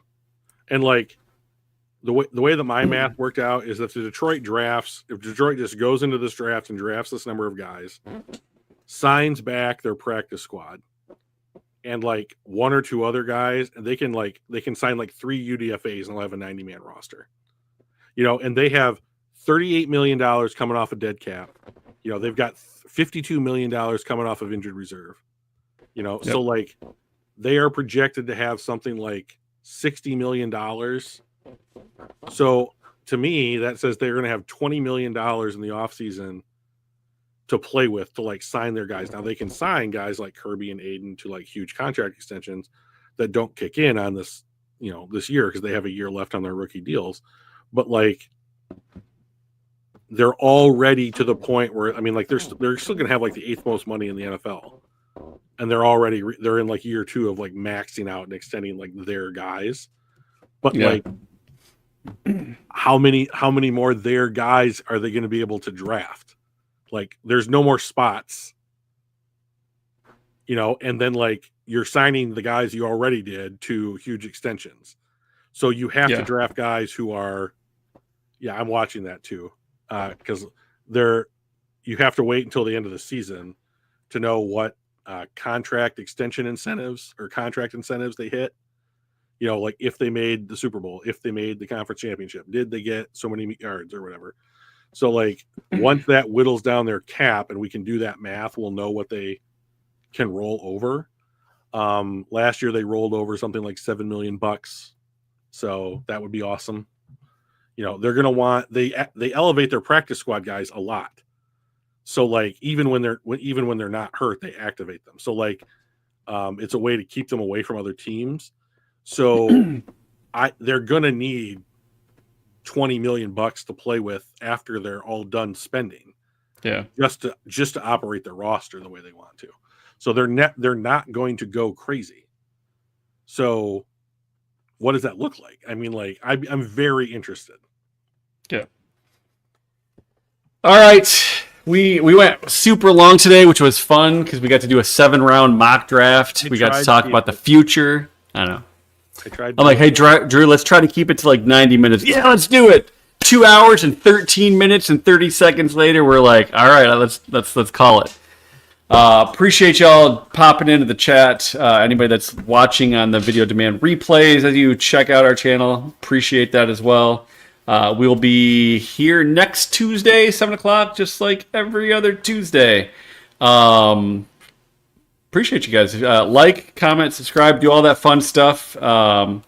Trying to bump up to kind of the next level on subscribers. I think we're at like 138, 137. Not a ton, but appreciate you guys. Let's see if we can get to like 150. Tell your friends. There's a lot of Lions fans out there. It's a fun time to be a Lions fan. Yeah, it's a passionate fan base. So it's always fun. All right, we'll see you guys next Tuesday. Hopefully, yet another Victory Tuesday. We'll see how things go. He did Appreciate play y'all. the Rams on Monday, Buster. All right, thanks, Mike. You did a great job. See y'all.